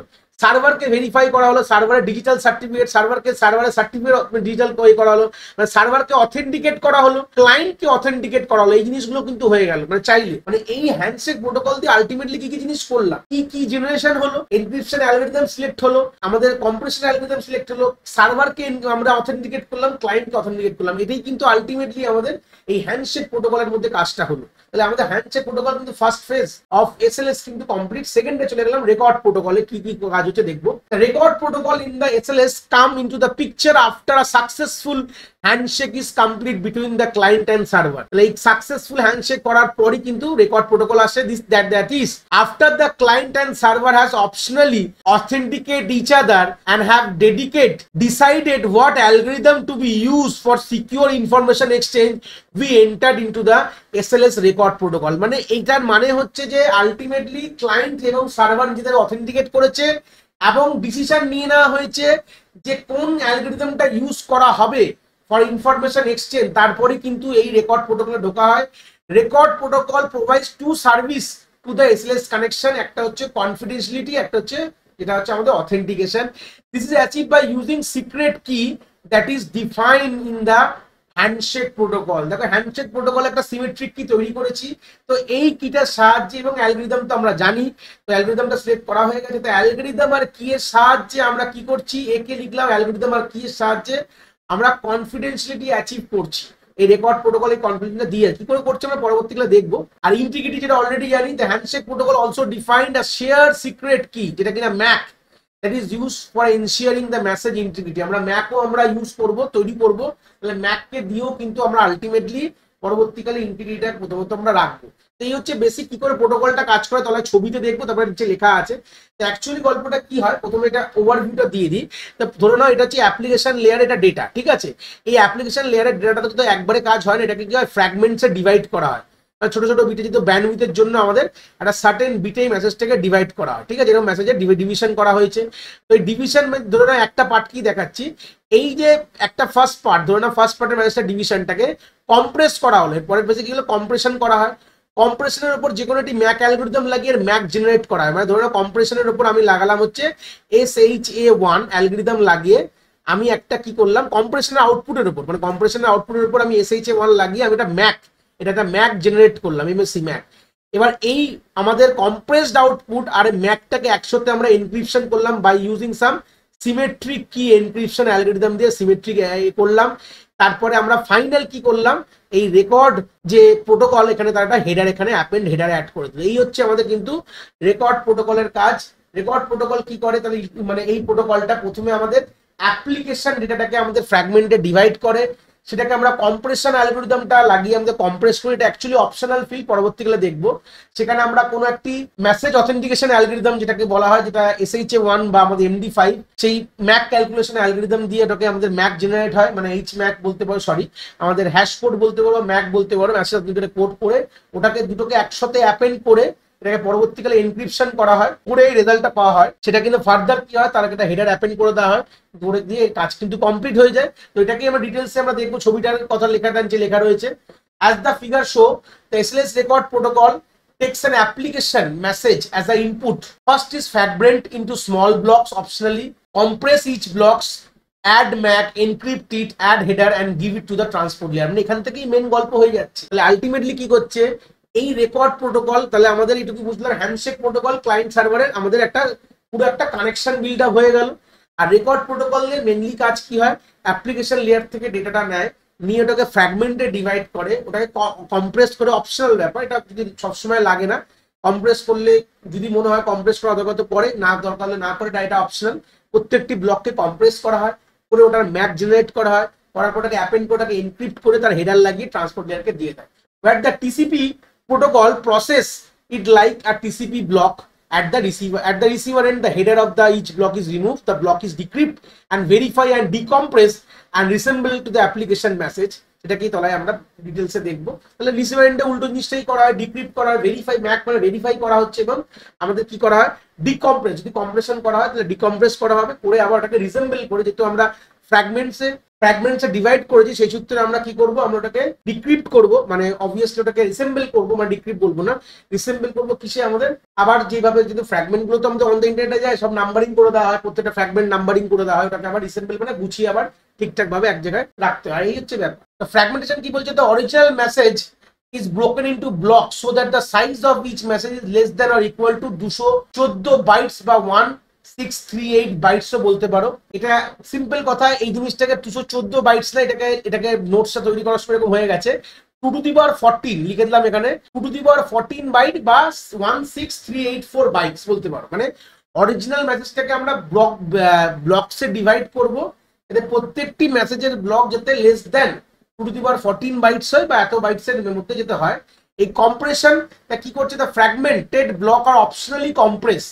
The compression process must not result into a loss of original data, which means that this must be a lossless compression mechanism. মানে আলটিমেটলি এই কম্প্রেশনটা কিন্তু একটা অপশনাল ফিল্ড, বাট যদি তুমি কম্প্রেস করো ওই জিনিসটা মাথায় রাখতে হবে যাতে কোনো রকম ডেটা কিন্তু কোনো রকম লস না হয়, তাহলে এই কম্প্রেশনটা কিন্তু লসলেস কম্প্রেশন হতে হবে। লসলেস মানে যাতে ডেটা যেতে হবে, এমন আমি কম্প্রেস করলাম অর্ধেক ডেটাই মুছে গেল, অর্ধেক ডেটাই উড়ে গেল, এরকম করলে হবে না, তোমাকে আলটিমেটলি ডেটাটাকে কম্প্রেসড অবস্থায় কিন্তু কোনোভাবে রাখতে হবে। অ্যাডিশনালি কি হচ্ছে, তারপরে ম্যাক ক্যালকুলেশন করা হয়, কি দিয়ে করা হয়, মোটামুটি আমাদের অ্যালগরিদমস তো আছেই, কোনো অসুবিধা নেই। ইউজ অফ সিক্রেট কি establish previously in the handshake protocol, যেখানে আমরা প্রিভিয়াসলি সিক্রেট কি ব্যবহার করেছি, তো সেখান থেকে আমাদের কি হয়, আমাদের ম্যাক ক্যালকুলেশন করা হয় ফর ইচ ব্লক, এবং সেটাকে পরবর্তীকালে অ্যাপেন্ড করা হয়। তো এখানে আমরা যে অ্যালগরিদমটা ইউজ করা হয়, যেহেতু ম্যাক বারবার বলছি, তো আমাদের এইচ ম্যাক অ্যালগরিদম ইউজ করা হয়, যেখানে আমাদের SHA-1 বা MD5 তার সাথে সাথে কিন্তু আমাদের কি ইউজ করি, যে সিক্রেট কিটা আমরা ইউজ করেছি, শেয়ার্ড সিক্রেট কি যেটা আছে, সেই কিটার সাহায্যে কিন্তু আমরা এইচ ম্যাক অ্যালগরিদম দিয়ে আমাদের ম্যাক কিন্তু জেনারেট করি। আমি একটা কথা বলে দিই, আগেও বলেছি, ম্যাক কিন্তু সবসময় এইচ ম্যাক অ্যালগরিদম থেকেই হয়, আর বাদ বাকিতে আমাদের কিন্তু হ্যাশ ভ্যালু জেনারেট হয়, এই হচ্ছে ইম্পর্টেন্ট কথা। এরপর হচ্ছে এনক্রিপশন করি, অবভিয়াসলি বুঝতে পারছি এনক্রিপশনে কি কি জিনিস ব্যবহার হচ্ছে। Using the symmetric key establish previously in the handshake protocol, the output of previous stage is now encrypted. This encryption may not increase the overall size of the block by more than 1024 bytes. মানে ultimately এরপর encryption করা হবে, উপরে যে Mac calculation করা হলো, original যে compress মেসেজটা বা নর্মাল মেসেজটাকে আমাদের একসাথে হয়ে এইসব এনক্রিপশন অ্যালগরিদম গুলো এটা সাপোর্টেড, স্ট্রিম সাইফার হলে, ব্লক সাইফার হলে, যেভাবে তোমরা এতগুলো অ্যালগরিদম আছে, তো মোটামুটি এটা এনক্রিপ্ট করার পর যে আমাদের যে এনক্রিপশনের যা করার পর যে আমাদের সাইজটা এতে 1024 এর থেকে বেশি যাতে কোনোভাবে না আসে, এটাই মোটামুটি একটা আইডিয়া রাখা হয়। তো এনক্রিপশন করা হয়, ফেজে এনক্রিপশন হয়ে যাওয়ার পরে কি হয়, লাস্ট ফেজ হচ্ছে অ্যাপেন্ড হেডার। হেডারকে অ্যাপেন্ড করতে হয়, কি হেডারের মধ্যে কি কি থাকে, এই চারটে জিনিস থাকে হেডারের মধ্যে, সেটা তলায় এখানে লেখা রয়েছে। Finally the header is added to the encrypted block. The header content, এই ফিল্ড থাকে একটা কন্টেন্ট টাইপ, এর মধ্যে কি থাকে, specify the protocol use for processing the record in the next higher level, example handshake, alert এবং change cipher. গল্পটা মানে এখানে কি প্রোটোকল ব্যবহার হয়েছে তার কন্টেন্ট টাইপটা কিন্তু এখানে আমাদের বলতে হবে, কি প্রোটোকল ইউজ করা হয়েছে, এটা কিন্তু পরবর্তীকালে হায়ার লেভেলে তো ওটাই তো আমাদের সে মাথায় রাখতে হবে। মেজর ভার্সন এসএলএস এর এখানে প্রোভাইড থাকে, the major version of SLS protocol for use, for instance if the version is 3.1, তাহলে আমাদের এই ফিল্ডের মধ্যে 3 থাকে, তাহলে আমাদের মেজর ভার্সন কোনটা আছে সেটা আমাদের এখানে বলে দেওয়া থাকবে, এবং মাইনর ভার্সনে বলে দেওয়া থাকবে যে version, minor version of SLS protocol is use, for example এই ভার্সন যদি 3.0 হয় তাহলে এখানে ফিল্ডের মধ্যে 3 এখানে প্রোভাইড করা হবে, যে সবথেকে মিনিমাম ভার্সনে 3 আর ম্যাক্সিমাম ভার্সন হচ্ছে, সরি মিনিমাম হচ্ছে 0, ম্যাক্সিমাম 3, এভাবে এখানে বলে দেওয়া থাকবে। কম্প্রেস লেন্থ, কতটা কম্প্রেস করা হয় সেটাও বলে দেওয়া থাকবে, the length in bytes of the original plain text or the compress block if the compression is use. মানে এখানে মেসেজটার ব্লকটার সাইজ এখানে কিন্তু এখানে 16 বিট দিয়ে এখানে বলে দেওয়া রয়েছে, একটা কতগুলো সাইজ কতগুলো বিট দিয়ে এটাকে রিপ্রেজেন্ট করা হবে। কন্টেন্ট টাইপটা 8 বিট দিয়ে হবে, মেজর ভার্সনটা 8 বিট দিয়ে রিপ্রেজেন্ট করবো, মাইনর ভার্সনটা 8 বিট থেকে, এবং কম্প্রেশন যে লেন্থটা আছে এটাও কিন্তু আমরা 16 বিট দিয়ে কিন্তু রিপ্রেজেন্ট করবো, যে আদৌ যে আমাদের যে মেসেজের প্লেন টেক্সটের যে সাইজটা কত কম্প্রেসড হলো বা তার সাইজটা কত, এটা কিন্তু এখানে বলে দেওয়া থাকবে। এই হচ্ছে ফাইনাল, দেখতে পাচ্ছ তলায় আমি ছবিতে দেখালাম, এই হচ্ছে আমাদের ফাইনাল হবে মেসেজটা দেখতে। কন্টেন্ট টাইম থাকবে, মেজর ভার্সন, মাইনর ভার্সন, এখানে হচ্ছে প্লেন টেক্সটটা কম্প্রেস অবস্থায়, তলায় ম্যাক রয়েছে, আর এই পুরো পোর্শনটা এটা এনক্রিপ্টেড অবস্থায় কিন্তু রয়েছে। এই ভাবেই কিন্তু আমাদের এটাই হচ্ছে ম্যাক্সিমাম আমাদের কি, আমাদের এসএলএস প্যাকেট, যেটা কিন্তু আমাদের টিসিপি কে আমাকে প্রোভাইড করা, মানে এটাই চলে যাবে কোথায়, টিসিপি লেয়ারকে ট্রান্সপোর্টেশন লেয়ার বলা হয়, ঠিক আছে, বা ট্রান্সপোর্টেশন লেয়ার বলতে পারো বা টিসিপি লেয়ার বলতে পারো, এই লেয়ারে কিন্তু প্রোভাইড করা হয়। লাস্ট যে প্রোটোকলটা দেখবো যাকে বলা হয় অ্যালার্ট প্রোটোকল। কি বলছে alert protocol? Either the client or server detect an error, যদি কোনোভাবে ক্লায়েন্ট বা সার্ভার যদি কোনো সময় এরার ডিটেক্ট করে তখন এই অ্যালার্ট প্রোটোকল কাজে চলে আসে। The detecting party send an alert message to the other party, যদি কোনোভাবে কেউ হ্যাক করতে আসে, কেউ কোনো অ্যাটাক করতে আসে, সঙ্গে সঙ্গে একটা এরার মেসেজ কিন্তু যখনই এরারটা বুঝতে পারবে, যে কোনো এন্ড, সেটা ক্লায়েন্ট হোক কি সার্ভার হোক, সঙ্গে সঙ্গে একটা অ্যালার্ট মেসেজ কিন্তু অন্য পার্টিকে পাঠিয়ে দেওয়া হয়। If the error is fatal, both party immediately close the SLS connection, which means that the transmission from both the end is terminated immediately. যদি কোনো ফেটাল এরার মেসেজ আছে, পরবর্তীকালে এরার মেসেজগুলো দেখবো আমরা, দুই রকম ভাবে ক্লাসিফাই করা হচ্ছে। যদি ফেটাল বলে কোনো টাইপ অফ এরার মেসেজ যদি পায়, তাহলে সঙ্গে সঙ্গে দুটো পার্টি কিন্তু ওদের কানেকশন কিন্তু বন্ধ করে দেবে, এসএলএস কানেকশন সঙ্গে সঙ্গে বন্ধ করে দেবে। both party also destroy the session identifier, key and secrets and key associated with the connection before it is terminated. সবথেকে ইম্পর্টেন্ট কথা যে কানেকশনটাও কিন্তু তো বয়ে করবেই, তার সঙ্গে সঙ্গে সেশনটাও কিন্তু টার্মিনেট করে দেবে, এবং সেশনের মধ্যে যেসব কিগুলো ব্যবহার করা হয়েছিল, সিক্রেটস কি আইডেন্টিফাই, এগুলো সবই কিন্তু কোনোভাবে বন্ধ করে দেওয়া হবে, সেগুলো সবই কিন্তু কানেকশন টার্মিনেট করাগুলো ডিস্ট্রয় করে দেওয়া হয় যাতে অন্য কোনোভাবে না আসে। আদার্স এরা কি আছে, which are not to be not so severe বলতে পারো, do not result in the termination of the connection, instead the party handle the error and continue। মানে যদি এছাড়াও যদি অন্য কোনো এরার হয় তাহলে কি হবে, সেটা অতটা সিভিয়ার না যদি বলতে পারি, তো সেই সূত্রে গেলে এটা কানেকশনটা টার্মিনেশন হবে না, সেটা কোনোভাবে হ্যান্ডেল করে বাদ বাকি কমিউনিকেশনটা চলতেই থাকবে। এই হচ্ছে বেসিক গল্প। তো অ্যালার্ট মেসেজের মধ্যে দুটো জিনিস থাকে। Each alert message consist of 2 bytes, দুটো বাইটের হয়। The first byte signify the type of error as it is a warning. This is the first byte content। প্রথম বাইটটা আমাদের ফার্স্ট কি করছে, আইডেন্টিফাই করছে টাইপস অফ এরার, যেটা যদি ওয়ার্নিং হলে বাইট 1 আমরা বলছি, আর if the fatal the it's content byte 2, মানে সিম্পল কথা বলতে পারছো। The second byte specify the actual error shown in the figure below, মানে গল্পটা ফেটারের নামটা থাকে, মানে আলটিমেটলি ফার্স্ট বাইটটা কি থাকে, এটা কি নর্মাল একটা ওয়ার্নিং মেসেজ, এটাকে বাইট মানে আমাদের 1 দিয়ে রিপ্রেজেন্ট করা হয়, আর না কি এটা কি একটা ফেটাল মানে এরার। এই দুটোকে আইডেন্টিফাই করার জন্য আমরা দুভাবে জিজ্ঞেস করি, যদি ফেটাল হয় তাহলে 2 থাকবে, এই জায়গাটা 2 লেখা থাকবে, আর যদি ওয়ার্নিং হয় তাহলে এই জায়গাটা 1 লেখা থাকবে, এবং তার সাথে তার কজটা কি মেসেজ এসছে, মানে কার জন্য, ফেটালটা কি জন্য এসছে সেটা তলায় বলে দেওয়া থাকবে, ওয়ার্নিংটা কি জন্য এসছে সেটা তলায় বলে দেওয়া থাকবে। এই হচ্ছে বেসিক গল্প। এখানে আমরা লিস্টগুলো দেখবো। Release the fatal error in the table below রয়েছে, একটা আনএক্সপেক্টেড মেসেজ হতে পারে, দেখতে পাচ্ছ ইনঅ্যাপ্রোপ্রিয়েট মেসেজ হ্যাজ রিসিভ, যদি ইনঅ্যাপ্রোপ্রিয়েট মেসেজ যদি পাওয়া হয় তাহলে এটা আনএক্সপেক্টেড মেসেজ হয়ে যাবে। Bad record mac, message receive without a correct mac, মানে ধরুন আমরা মেসেজ রিসিভ করেছি আর ম্যাকটা ঠিকঠাক না, তখন এগুলো সব ফেটাল এরার কিন্তু, মানে এইগুলো যদি কোনোভাবে আসে সঙ্গে সঙ্গে কানেকশন টার্মিনেট করে দেওয়া হবে। এই হচ্ছে বেসিক গল্প। ডিকম্প্রেশন ফেলিওর, মানে ডিকম্প্রেস করতে গিয়ে সেটা ইমপ্রপার ইনপুট পেয়েছি, মানে আউটপুটটা ইমপ্রপার পেয়েছি, মানে অরিজিনাল ইনপুট পাইনি। এক হচ্ছে হ্যান্ডশেক ফেলিওর, হ্যান্ডশেক কোনোভাবে ফেল করে গেলে sender unable to negotiate and accept sets of security parameters from the available option, মানে এরকম ব্যাপারটা হচ্ছে যে সেন্ডার যেগুলো পাঠিয়েছে সেটা হয়তো সার্ভার কাছে নেই, সার্ভার যেটা ধরেছে সেটা সেন্ডার কাছে নেই, এরকম যে হ্যান্ডশেক যদি কোনোভাবে ফেলিওর হয় তাহলেও কিন্তু আমাদের কানেকশন টার্মিনেট করে দেওয়া হয়। ইনলিগাল প্যারামিটার্স রয়েছে, মানে কোনো প্যারামিটার্স ইনলিগালি এসছে, field in the handshake message out of range or was inconsistent with other field, মানে আউট অফ রেঞ্জ কোনো কিছু পাঠানো হয়েছে বা ইনকনসিস্টেন্ট কোনো কিছু পাঠানো হয়েছে, সেগুলোকে ইনলিগাল প্যারামিটার্স বলতে পারি। তার সঙ্গে সঙ্গে কিন্তু আমাদের কানেকশন কিন্তু বন্ধ করে দেওয়া হবে।